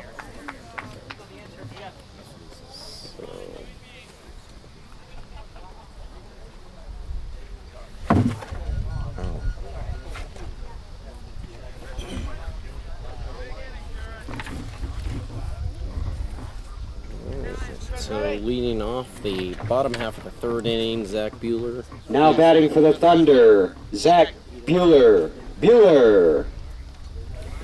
And if they didn't have 3 pages full of roster, I'd find his number a little quicker. He's 18. My goodness. The Indy Thunder with a huge roster. Very high fly ball in the short center field. Bounces over Zuccarello, and by the time Zuccarello circled around to get the ball, it was too late. It's a run for the Indy Thunder, a run for Zach Bueller. That was a great Now play by batting for the Thunder, Zuccarello number 39, as the ball Tyler bounced in front of Rodriguez. him. It bounced tied behind him. He circled around the ball, made a great play on it, but the speed of Bueller was able to beat it out. Increasing the lead. Now we've got a 10-6 lead here. Bottom half of the third. 10-6 doesn't sound like a big lead, but with 3 outs in your pocket, this could get ugly. And a red-hot Jared Woodard on the mound. Yeah, now they're starting to kill the ball.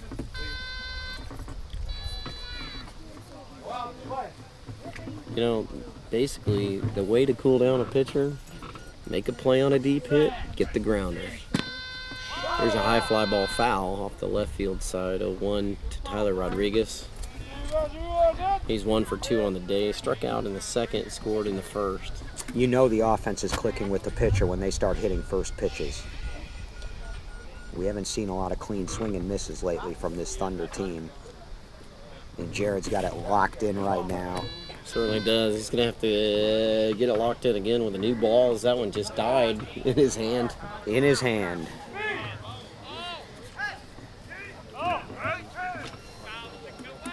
I must say, we haven't had as many issues with dead balls this year, certainly as we did last year. That was an issue last year. We had a lot more, it seems like, dead balls. The balls have worked better this year.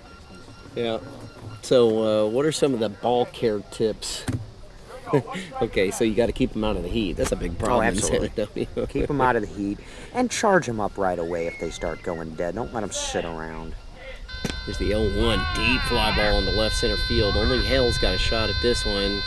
He makes the play, but too late. He beat it out. Close play, but it's a run. It's another run for the Indy Thunder, Tyler Rodriguez. And now batting for the Indy Thunder, number 41, Adam Rodenbeck. Brings up Adam Rodenbeck. He's 1 for 2 on the day. He was put out in the first inning by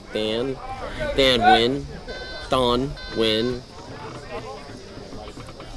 Sorry about that. So just to reset the Renegades defense, Dias is at 80 feet in the 2. Thaxton is now moved to 130 feet in the 2. Zuccarello straight up the middle in the 5 at about 110, 15 feet. Proctor in the 3 at 80 feet on the left field side. Wynn at 115, maybe 120 in the 2 zone on the left field side, and Hale in the 4 zone at about 135 feet in the 4. Pitch to Rodenbeck, grounded foul. Didn't quite get 40 feet. Try again, 0-1. So 2 in, nobody out. In the bottom of the third. And that makes it 11-6.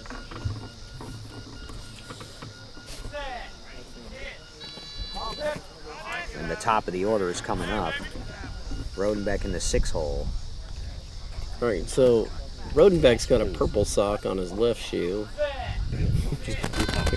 and a red sock on his right shoe as he fouls that one back. Don't move, Mike. Don't move, Mike. So we've got the 0-2 to Rodenbeck. We're 0-2, right? A couple of foul balls. Yeah. Yeah. But he's all over the ball. There's a line drive into right center field. Thaxton's over, but down early. It gets by him, and Rodenbeck scores. That is a run for the Indy Thunder. That is a run for Adam Rodenbeck. Now batting for the Thunder, number 7, Eric Rodriguez. Nice shot by Rodenbeck. Big play. 3 in with nobody out now, and this is the same thing as we saw last inning when they put up 4 before there was an out. So nice job by Thaxton to move over and get in position for the ball, but he was just a step early getting the ground again. So these are tough plays, man. These are tough plays, but plays that you have to make if you want to go from being a contender to a champion. These are plays that you have to make. At this level of competition, you got to make those championship plays. But boy, is it nice for an offense when your 4, 5, and 6 hitters can score to start an inning and then turn it over to your speed at the top. Yeah. And look, man, Boston, don't get me wrong. They are not chopped liver. They have beaten everybody else in this tournament save Indy Thunder. You know what I mean? They've pretty much had their way with some pretty good teams, and a surprise at that. I mean, this is a team, the Renegades, that have slowly worked their way up from the bottom half of the league over time through good coaching, good fundamentals. Got a couple of speedsters now with Thaxton, McCormick, and Dias is coming up. I mean, they've got a really good up-and-coming team. Sean Devonish is one of them.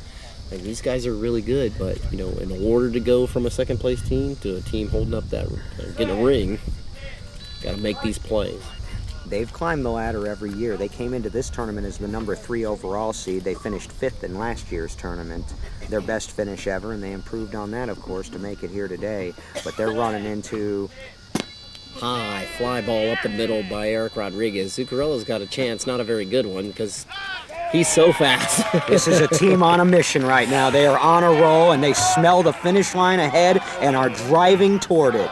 So after That is a run for Eric striking out Rodriguez. to begin the game, now Eric Now batting Rodriguez for has the Indy scored Thunder, 3 number straight 10, runs. Gerald Dykes, number 10. So with 4 in, that makes it 13-6 with 0 outs in the the bottom half of the third inning. Dykes is up. He's 2 for 3 on the day. Scored runs in the first and the second, and also in the second, he was put out by number 18, Rob Dias. So Dias is actually looking. He needs this put out again, man. The Thunder are now 1 run short of matching their total from yesterday's game with the Renegades, where they scored 14, and we are only in the 4th. They're the bottom of the 3rd. TV, I'm telling you, this is a different field from what we saw yesterday. The ball is really moving through the grass a lot faster. Even the line drives are I believe you now. becoming lawnmowers. There's a high fly ball into right field. Thaxton's got a chance, but it bounces over his leg. These aren't line drives anymore. He's nuts on top of their bats. Yeah. Jared Woodard on fire. Thaxton That is another run for the Thaxton Indy played Thunder. that ball Another run for the perfectly, Thunder. but it was hit so hard. Gerald Dykes. And as deep as Thaxton Now was, batting that for was the a Thunder. 3-hopper over his 13, leg. Toby Gregory. And yeah, absolutely, the field is hotter than it was yesterday.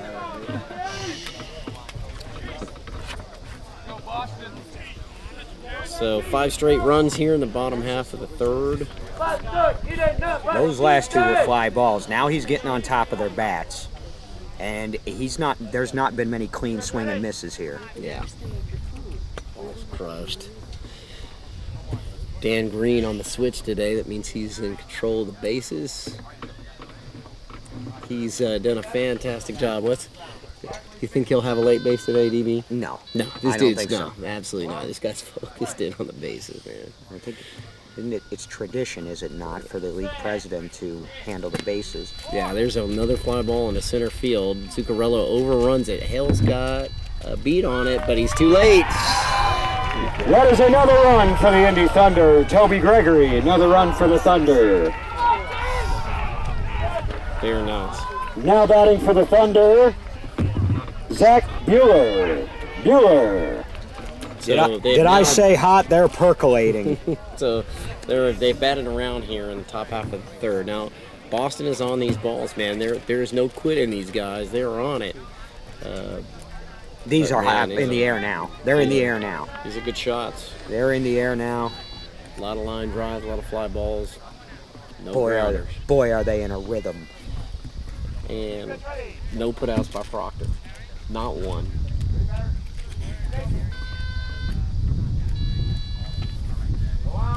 I think Jared's found something going to right center here. Here's a foul ball off the right field side. Yeah, they're trying to leave left field alone, and they're going right center.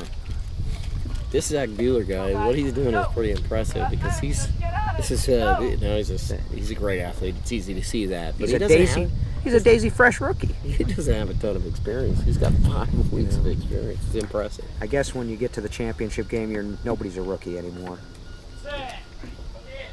There's a ground ball in left field, gets by the shortstop. Wynn's got a chance, and he's got him. Nice play by Thon Wynn. That is a putout for the Renegades. Thon Wynn on the putout. Very good. Now batting for the Thunder, number 39, Tyler Rodriguez. Tyler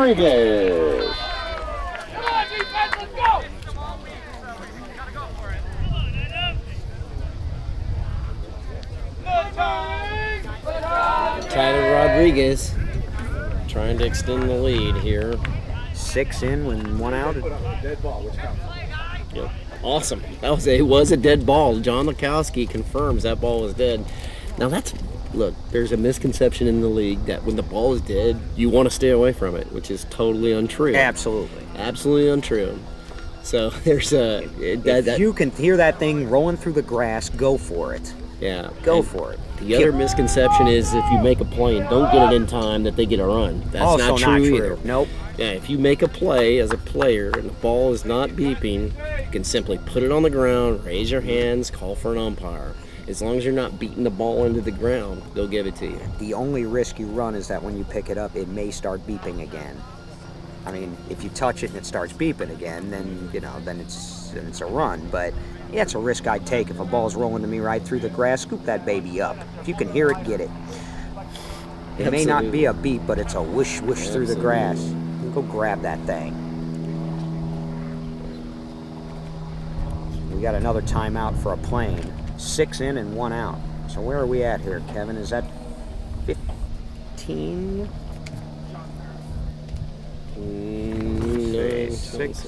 No, 15. 15, 16. I'm sorry, we've batted around. Did we not bat around? Hold on. We started with... Let me get with the scorekeeper here. Do it. I'm going to get to the official scorekeeper here. The Thunder have piled on runs to the point where we've got to get a score check here. I think they put up 6 in this inning. So they started with Bueller, 4, 5, 6, 1, 2, 3, and 1 put out. So that's 6 in. That's 6 in now. And, so that makes it 15. Bat around now. It's got to be more than that. We're going to get this checked out in just a second. So bear with us. We'll get you a score update as soon as we can. Meantime, with Tyler Rodriguez at the plate, it's looking at an 0-1, 0-2 count. There's a short fly ball, foul off the right field side. I'm doing the math, and I'm fairly confident it's 15. Okay. Okay, yeah, 15. Yeah, Dicus is put out by number 8 and win on that play, previous play, sorry. There's a high fly ball into short right center field. Over is both Proctor and Dias. Dias has it up, and he's got him out. Nice play by Dias. Nice play by Rob Dias. Renegade putout made by Rob Dias. Dias on the putout. 2 outs. That was a big play on a high fly ball. Dias all over it. Yeah, but this is another one because now again you got 2 outs and you got the number 6 hitter Adam Rodenbeck at the plate, and if he can score or get the base and turn the order here, it might be Katie bar the door for the Renegades. Absolutely. They need to shut it down right here and get back up to bat. Okay, so Rodenbeck 2 for 3 on the day, scored on a line drive to right field last time. They've actually increased the depth of Thaxton just a little bit, perhaps to account for the speed of the field. Rodenbeck dialed in, swinging a line drive to left center field, a Herald territory, but he moved out of the way of the ball. Gone. And judging by the way that Brian Grillo's hitting his clipboard, it was not a good spot. That is a run for the Indy Thunder. Run for Rodenbeck. It appears as though the left field Now batting for the spotter, Brian Thunder, Grillo, number may have 7, Eric Rodriguez. led Larry Hale astray with a spot that was maybe not on the mark. It looked like it was going to be room service for Hale, but he moved to his right and allowed the ball to go right by him on his left. That was a shot. Rodenbeck is he's no piece of cake out of that 6-hole, and he's there specifically to do just that. Turn the order with 2 outs and break their spirit. Yep. Rodenbeck, the former 2006 MVP. Yeah, thanks for reminding me. I took second. He was the MVP with the Austin Blackhawks. Yeah.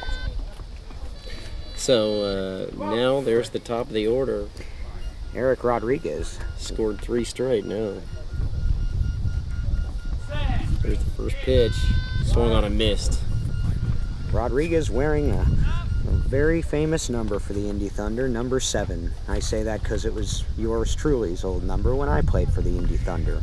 DB, I'm pretty sure nobody cares. Yeah, probably not. Mama There's a ground ball down the left field line. Wins over. What a play. This guy came to play. Nice play. Nice play. Nice play by Wynn to retire Rodriguez. And that's the end of the inning on a putout by Wynn. Wynn on the putout. The Indy Thunder now lead by the score of 16-6 after 3 innings. 3 innings complete. Your score: Indy 16, Boston 6. Look, there ought to be. Now I know he's come in as a platoon here, with Quintanilla, with Joe Yee, but dude, 3 putouts, man. Let this guy hit. Let's see what he can do, man. Let's see what he can do. I agree. By the way, I want the record to reflect that my mother cares that I wore number 7. No, I talked to her. She doesn't care either. No, I'm kidding, DB. Yeah, Dave Binney, a longtime member of the Indy Thunder, and as luck would have it, he decided to move to a team on the year it looks like they're going to win a championship. Uh-huh. Actually, my last year with the Thunder was 2014. Played 8 years with the Thunder, starting in 2002, when they were still in their infancy. Darnell Booker has done a great job building this team. He built it from the ground up, and throughout a lot of personnel changes, including, as Kevin mentioned, myself and some others, he has managed to keep it together, to keep the Thunder rolling, and now here they are in a position to win their first championship. Indy won a championship as the Indy Eagles back in 1990. Darnell Booker was a player on that team, so he has a championship, now trying to do it as a coach. As we go to the top half of the 4th inning, the Indy Thunder lead 16-6. Devenish will lead off the inning. Leading off for the Renegades, Sean Devenish. Devenish. Hey, Sean! Bring it on!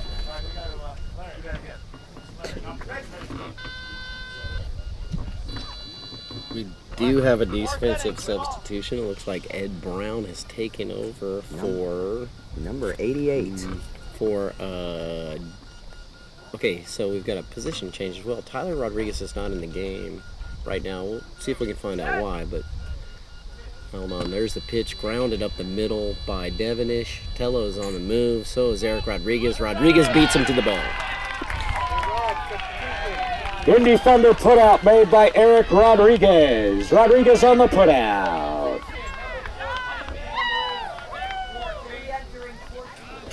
Is that Clinton? So that's Quintanilla. Now batting for the Renegade, number 14, Joe Quintanilla. Joe Quintanilla comes back in the game for the defensive specialist, Dan Hahn. So Ed Brown Dan is Wynn, in. I'm sorry. Is Ed Brown in the game now on the right field Okay, side? yeah, let me reset that. So Rodriguez is out of the game, so it looks like Brown has replaced him, and they've switched positions as Zach Bueller has moved to the position Rodriguez was playing to Tyler Rodriguez, and it looks like Ed Brown has entered the game for Tyler and has moved to the position previously occupied by Zach Bueller. Now I can say this, Zach Bueller is a great offensive player, but 5 weeks into the game, that's not a lot of time to learn how to play defense, and that's the hardest part, right, DB? No question, no question. Learning how to play defense in this sport is the toughest part of the game. But I no doubt with his athleticism, Zach Bueller will get it. Ed Brown started with the Thunder in 2011. First pitch to Quintanilla swung on a miss.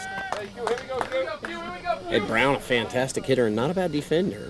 No, not bad at all, and has a lot of heart and a lot of passion for the game of beat ball, and is a family sport, and his family is very involved. Louise Brown, his better half, is one of their organizers, and of course Mariah Brown has become one of the better spotters you'll find in the league. She's the right field spotter, right? She's their right field spotter, started in 2011 at the age of 16. So. It's a pass ball to Quintanilla. Quintanilla 0 for 1. He was put out by Miguel Tello in the first inning. Here's the 1-1. It's fly ball into center field. Zach's got a chance at it. Nope. Cut off by Rodriguez. Nice play. Eric Rodriguez. Another putout for the Indy Thunder made by Eric Rodriguez. It looked like that ball was hit a little bit better than it ended up. It landed about 75, 80 feet. It looked like a line drive that was going to keep going out and make it out to Zach Bueller. But it hung up just enough for Tyler Rodriguez to go from his position at 3 to a 5 position and make that play. Angling back to his left. Nice play by Eric Rodriguez right there. I'm going to tell you what, if they put up a goose egg right here, there's no time limit in beat ball, so it's never over, but boy, it'll make it awful tough. Yeah, Rodriguez now taking over this game. He's got the last 2 putouts. Zuccarello needs to turn this order back to Thaxton. Here's a ground ball to Tello. That's not going to get it done. No, Tello easily. Crushed it. Tello crushed that, man. That is a putout for the Indy Thunder made by Miguel Tello. That is a 3-up, 3-down inning for the Indy Thunder defense. And as we go to the bottom of the 4th, the score remains Indy 16, Boston 6. Yeah, that was a must-have, and they didn't get anything there. I think the Boston Renegades they've played really well all week, but I think that the Indy Thunder may be just a bit too much for them today. It looks like they've got such a huge hill to climb, and it would be achievable if right now the Indy Thunder weren't completely on fire on both sides, defensively and offensively. It just does not look good for Boston. They're going to need a miracle. It might be about time for you to explain the 12-run rule. The rule states if one team at the end of an inning is up by 12 or more runs, then the trailing team, after the inning is over, will get to use up the remainder of their outs for the rest of the game to try to catch up. And that's where we're headed, with a 10-run lead, and number 10, Gerald Dyke, is up at the plate, who is 3 for 4 today. They need 2 runs to get us into that 12-run rule. So let's Batting for the Indy Thunder. set up Number the 10, Boston Gerald Renegade defense. Dykes. Now we've got another substitution as they're in the 5-hole. The Renegades are platooning Quintanilla, Thon Nguyen, Joe Yee. So now in the game is a defensive substitution, which is Joe Yee. He's a good defender. Let me line out the defense. It looks like in the 3s short, you've got Diaz and Proctor. On manning third base at about 110 is Yee. In right center, now they've shaded Larry Hale into the 2, but much deeper than he has been all game. He's about 145.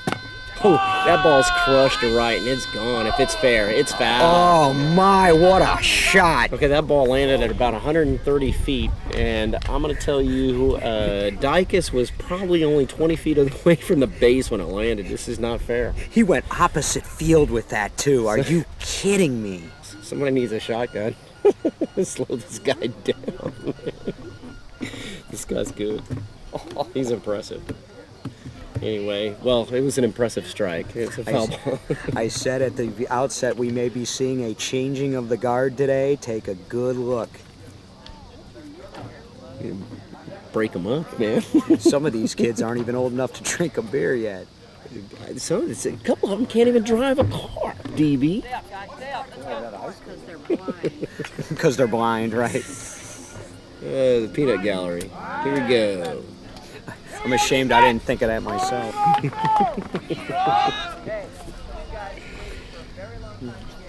So let's see, what do we have?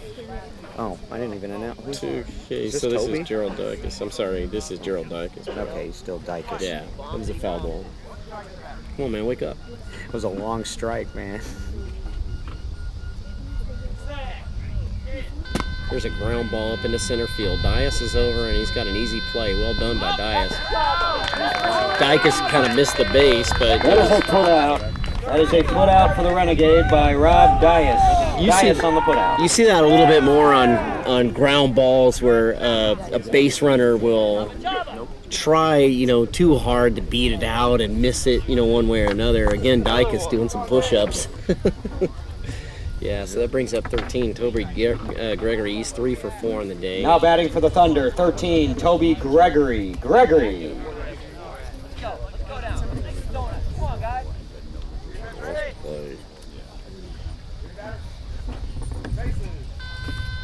So Rob Dias is now filling up a score sheet. He's got 1, 2, 3. I'm sorry, just 3 putouts. Gregory swung on a miss. Yeah. Gregory lunges a little bit at that. He's getting instruction right now from Jared Woodard to stay back. Let's see what happens. Yeah, so that one's fouled at the plate. Count goes 0-2. So Gregory, Bueller are due up with 1 out here. Bottom 4. That one's fouled back. Oh! Fell back to the scorer's table. Now the score remains 16-6. How important is it to put your knee on their throat and kill them right here, DB? It's pretty important. Although again, they've got the hammer in this game. So there's a high fly ball in the short center field. Diaz goes back too far. Proctor's off his game. Does not make the play. And that's another run for the Indy Thunder. A run for Gregory. There's a run. It was yeah. Now that brings up Zach Bueller. Brown. Now batting for the Thunder, Zach Bueller. Bueller for the Thunder. So Ed Brown replaced Tyler Rodriguez in the lineup. So Ed Brown's on deck. on deck. Yeah. So now the importance of getting into the 12-run rule here is they've got a big roster, the Indy Thunder. They got a lot of players, and you'd like to get people into the championship game if you can. Yeah, absolutely. They've already got Ed Brown in there. You'd like to see Clint Woodard get in with all his championship game experience. Maybe Joey Higdon, who played way back in the 90s and then came back here recently. Here's their chance to go into the 12-run rule. First Chip. pitch is swung on a miss by Zach Bueller. Chip Arbicus on the team, who rarely misses a practice. Outstanding performance so far for the Thunder. There's a high fly ball into right center field, and it bounces over Zuccarello. Nice try, but not in time. And there's the 12-run rule. And that's another run for the Indy Thunder, a run for Zach Bueller. And we are now in the 12-run rule. 12-run rule in effect. They're the home team. It's in effect. Yes, it is. It is. Not to the end of the inning. They're the home team. Okay, so Ed Brown now at the plate with one out here in the bottom half of the fourth and a 12-run lead for the Indy Thunder. Ed Brown, this guy's got some pop. He's big right-handed guy. How old is Ed Brown? Ed Brown is in his early 50s. He's in relatively good shape, man. This guy still gets to the base in a decent amount of time. This is Now batting for the Thunder, Ed Brown, 88 Brown. now. He would have killed me if I Okay, didn't look. announce So they've made an adjustment here. I'm looking for Larry Hale. So they've moved Larry Hale to deep right center. I don't know. It seems like you're taking the drug addict to the pharmacy here, man. Yeah. He's a left field hitter. Oh no, he goes to center, short. Proctor's over. He's got a good chance at this one. Now he makes a play. There you go, Proctor. Put up made by Proctor. Proctor from the Renegades, 28 on the put out. Is that two? Yeah, so that's 2 outs. And I'm not going to go to the 12-run rule, but they're leading by 12 with 2 outs here in the bottom half of the fourth. It's a matter of syntax. They're the home team. Yeah. So Rodenbeck, coming off of 3 straight runs, is trying to extend the Indy Thunder lead to 13. Rodenbeck, purple socks and all. Now batting number 41, Adam Rodenbeck. Rodenbeck. And you know he's got skills because he's wearing these purple socks. You cannot show up in purple socks unless you got game.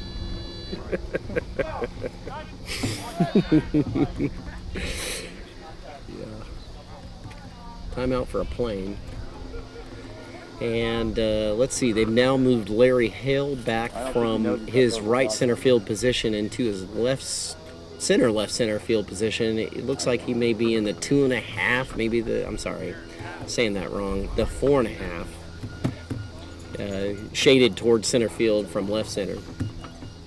So we've got Proctor, Yee, Hale, Zuccarello in the middle, Diaz, short right, and Thaxton in deeper right. Thaxton's been quiet on defense for the last 3 innings. Are we planning on announcing this all run rule after this? I'll announce it again. What it means. It's a matter of syntax. I'll let Kevin explain what it means. Okay. So Rodenbeck trying to extend the lead again with 3 straight runs. So here he comes to the plate after a little delay for a plane. The left field spotter, Brian Grillo, signals to the umpire that they are ready. Rodenbeck's going to get the bases. Rodenbeck's a guy you want on your team. A swing and a miss. Yeah, Rodenbeck's a great teammate, great two-way player. Yeah, absolutely. Ground ball up center field, right into Zuccarello territory. He's going to make that play. Easy play for Zuccarello, retires the side. And that's a put out for the Renegades, guy Zuccarello on the put out. And that is the end of the inning. At the end of 4, the score, the Indy Thunder 18, the Boston Renegades 6. And once again, we have now entered the 12-run rule. Two explanations on what that is. The Boston Renegades will now bat until they use up all their The Boston Renegades will now bat until they use up the rest of their outs. Or tie the game. So they've got 6 outs remaining. Now entering the game on defense for the Indy Thunder, replacing 88, Ed Brown, 21, Clinton Woodard. Woodard.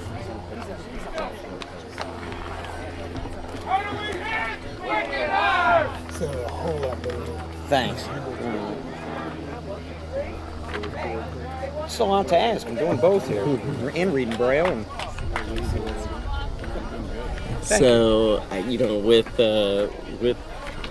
down 13 runs going into the top half of the fifth, I guess the only drama is if Thaxton's going to hit the ball over the line here. And that would be nice. I'd like to see Thaxton go yard here. This guy's got a lot of power. He's had such a great year from everything Now batting I've for seen. the Renegade, Christian Thaxton. Thaxton, number 2. Right. So getting the defense lined out again. It looks like Tello's going to stay in the short right field spot at 80 feet from home plate in the 3. And it looks like Clinton Woodard's going to actually be backing him up at 120 feet in the 2. Maybe the 3.5 or whatever, the 2.5. If you want to call it that, is the very right edge of the 2-3 line in right field. Now, they have shaded, for the first time, they have shaded Rodenbeck. Check that, they're moving him back. He had been playing in the right corner of the left field 3, but now they've moved him into the 2 zone, a little closer to the foul line to try to take away Thaxton's power, which is the deep power alley there in the left, but closer to the line.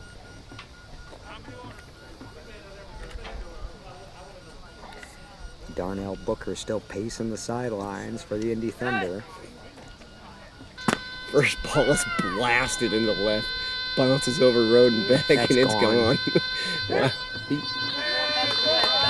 That is a run. Did he jog to the base? Boston Renegade. I was wondering what took him so long for to get to the Christian base. Thaxton. Okay, so he sprinted at the beginning and led up for the last half of the base. They're going to go check the ball now to see if it's still alive.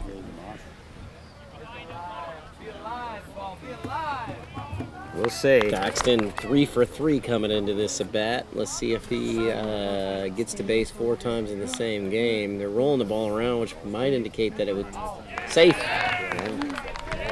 Oh, wait a minute. Nope, dead ball. All right, so We have a dead ball replay. dead ball. Dead ball replay. He knocked the beep out of it. He crushed the sound out of it. Well put. Starting to heat up here. Temperature's getting close to the 80s now. What do you say, DB? Yeah, I say probably. What, do I look like a weatherman, bro? All right. Nice hot ball.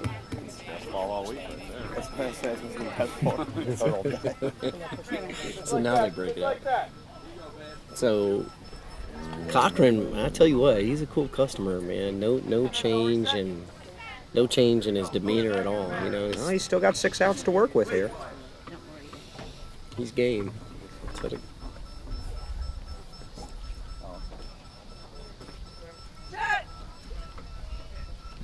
first ball swinging, Thaxton missed, and he's going for the line, I think. When was the last 12-run rule in a championship game? Can you remember? Did y'all do it? I'm gonna have to think about that. Did y'all do it to RHI in No. 14? No. No, you did it in the Friday game. Here's Thaxton waiting for the 0-1. Grounded right to Eric Rodriguez. He knocks it down, and he's up with it. Makes the play. What a play! Put out for the Indy Thunder. Number 7, Eric Rodriguez on the put out. So now I guess the 5 outs away. Indy Thunder defense is really starting to take over this game, retiring the last 4 hitters for the Boston Renegades. 3 of those by Rodriguez and 1 Miguel Tello. You know, which tells you that these balls aren't getting out to the outfield Now batting like they were for the earlier. Renegades, 18, Rob Dias. Down to 5 outs. Down to 5 outs. Dias 1 for 2 on the day. Scored a run in the second, sandwiched in between a couple of Miguel Tello putouts in the first and third. And All you can think of when you see Darnell Booker is how does it feel to have nothing left to prove? As a coach, a player, A former pitcher, he showed a lot of character by stepping aside to allow Jared Woodard to pitch, because Darnell Booker pitched for this team from 2002 onward, 2001 actually onward. He improved every year. He actually was a very competitive pitcher and stepped aside to let Jared come in with these kids, and it's going to pay off for the Circle City this year, it appears. Although there's still 5 outs. Diaz with a ground ball right down the third base line. Rodriguez with a perfect angle. Nice play by Rodriguez. Eric Rodriguez is clinching this thing now. That's another put out for the Indy Thunder, Eric Rodriguez. 2 outs in the 5th. Hale. Now batting for the Renegades, 81, Larry Hale. Hale.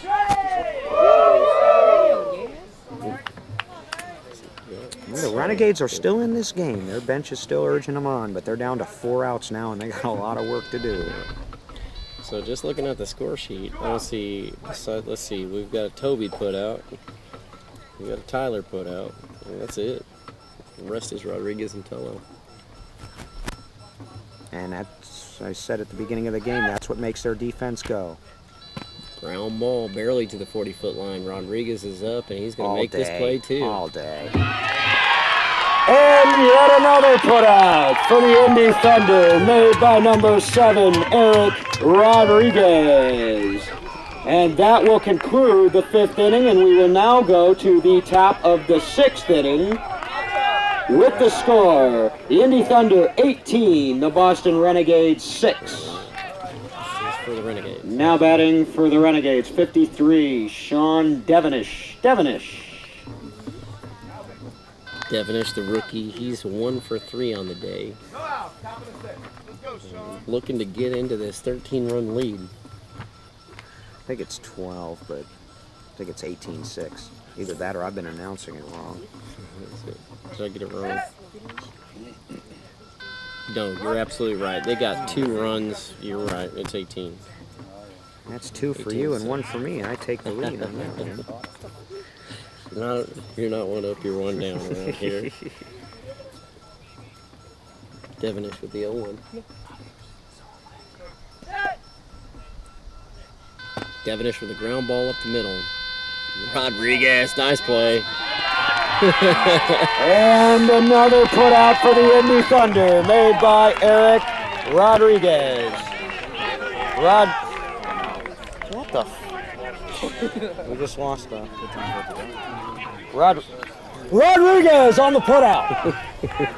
So, running down the last 7 hitters for the Renegades.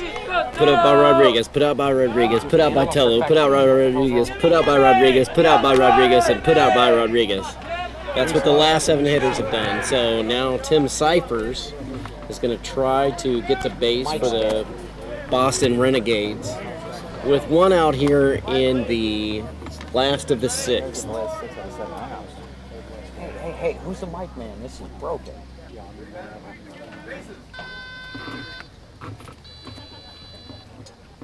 So we've lost the PA. Yeah. Just tap it. There you go. No. All right, Cyphers at Ben. Don't mess with it. Don't mess with it. I got you. I know Ricky Ben. All right, he's the 0-1 to Cyphers. I'm sorry.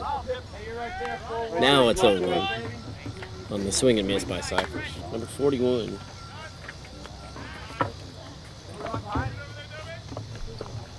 The Thunder now 2 outs away from their first championship, and the first for the city since 1990.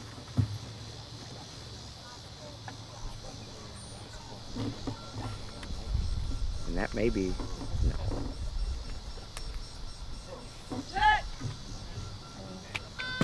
With a high fly ball left field side, it's going foul. Good shot. Good shot, but we're 0-2. Down to their remaining two outs remaining in the game. And a comfortable lead by the Thunder and the Hammer. This has been a good World Series, man. I mean, the weather's been cooperative. It threatened to rain a couple times, but it held back. Yep. It hasn't been too hot. The wind hasn't been too bad. The fields are pretty good, you know, not too slow, not too fast. Yeah.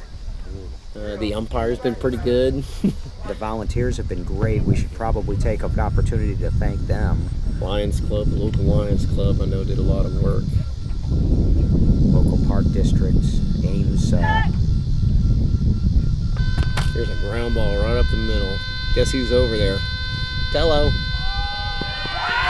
And Miguel put up for the... Shoot, darn it.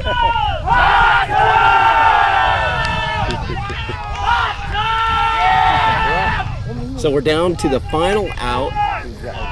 Rob Thayer, the final hope for the Boston Renegades. And down to their final out. Rob Thayer, the big right-handed hitter for the Renegades, coming up trying to turn this lineup over. Trying to give Faxon another swing at this. Listens to the bases. Clint Woodard sneaking in behind Tello. Clint wants one. He's moved into 20 feet behind Tello. You think he wants this last one? He wants this last one. Who's going to get the championship clinching put out? Rodriguez over there, Eric chewing his nails. He's ready, man. Come on. He's only made 4 of the last 5, so, you know. How about 6 of the last 8? Okay. 6 of the last 8. With a couple of Tellos in there. All right, here we go. His buddy. Big boy swings, misses. Big Thayer. They call him Hot Tub.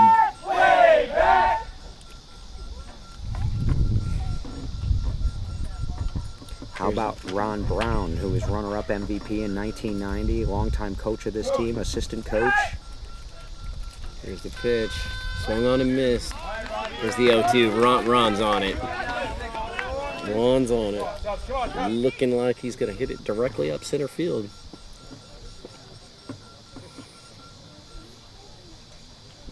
Thayer checks his cap. He's got his grip on the bat.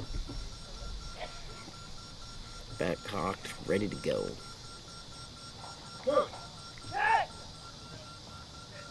There's a pitch fouled off the left field side. Brings the count to 0-3.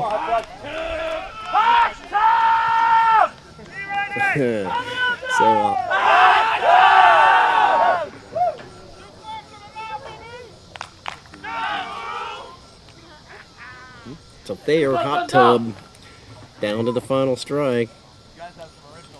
Last hope for the Renegades. Indy Thunder about to celebrate their first championship ever. Ever. All the cell phones are out. Flash bulbs are popping. The pitch from Cochran.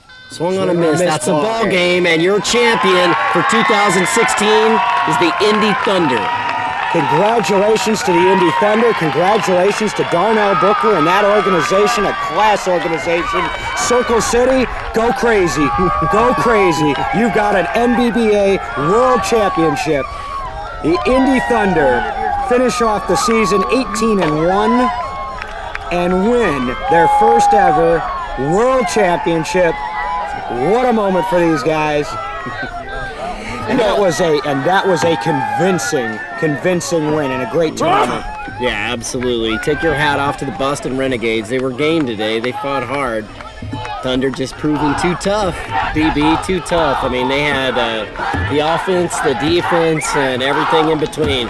Great spotting, great coaching. It's a fantastic win for them, a great organization. Total team effort. They did it in every facet of the game, and the scary part is these guys will be back. They're very young, And I wouldn't be surprised to see them competing to do this again next year. They'll be trying to defend their crown. They'll have the target on their back. But boy, what a group of youth and experience. And well, look at the Thunder celebrate. Nothing better. It doesn't get any better than this. They expect to see that. What you don't expect to see is the second place team celebrating. Now, I'm sure they came in with the idea that they wanted to win this game, but this season has been nothing but a success for the Boston Renegades. Really taking a big step up in the league. You know, coming back from 4th or 5th place last year all the way to the championship game. Got to take our hats off to the Renegades. The Indy Thunder. Oh, here comes the bucket, and the bucket is gonna get poured on. Get Booker. Get Booker with it. They've got the bucket. Get Booker with it. And they're gonna pour it on Darnell Booker. Gets it. He gets the bath. He gets the ice bath. Nice. I bet you it doesn't bother me at all, man. That felt good. He's about accomplished everything just about there is to accomplish in this sport. He's won one as a player. He's built an organization, and now he's coached a championship team. And for the Boston Renegades, you're right. I mean, they've climbed up the standings every year, and there's only one more spot up to go from here. So nothing to be ashamed of at all for the Renegades. They came out on fire in this tournament, and they suffered an injury to one of their key players. They gave it a good game today, but it was just too much Jared Woodard, too much speed, too much defense, and there may have been 2 or 3 strikeouts for the Thunder in that game, but there weren't many. They were all over the ball. There were 2 strikeouts, very early in the game in the first 2 innings, but after that, Jared really heated up. He had a fantastic game. You'd have to call Eric Rodriguez the player of the game. 7 putouts, scored 3 runs.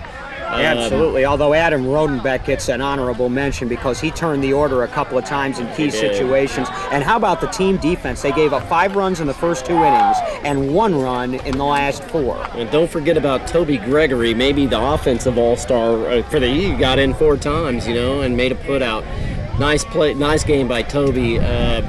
The champagne is out. Everybody's shaking hands. I want to give a big shout out to the National Beat Baseball Association, to Graham Mathena for putting on this live stream event.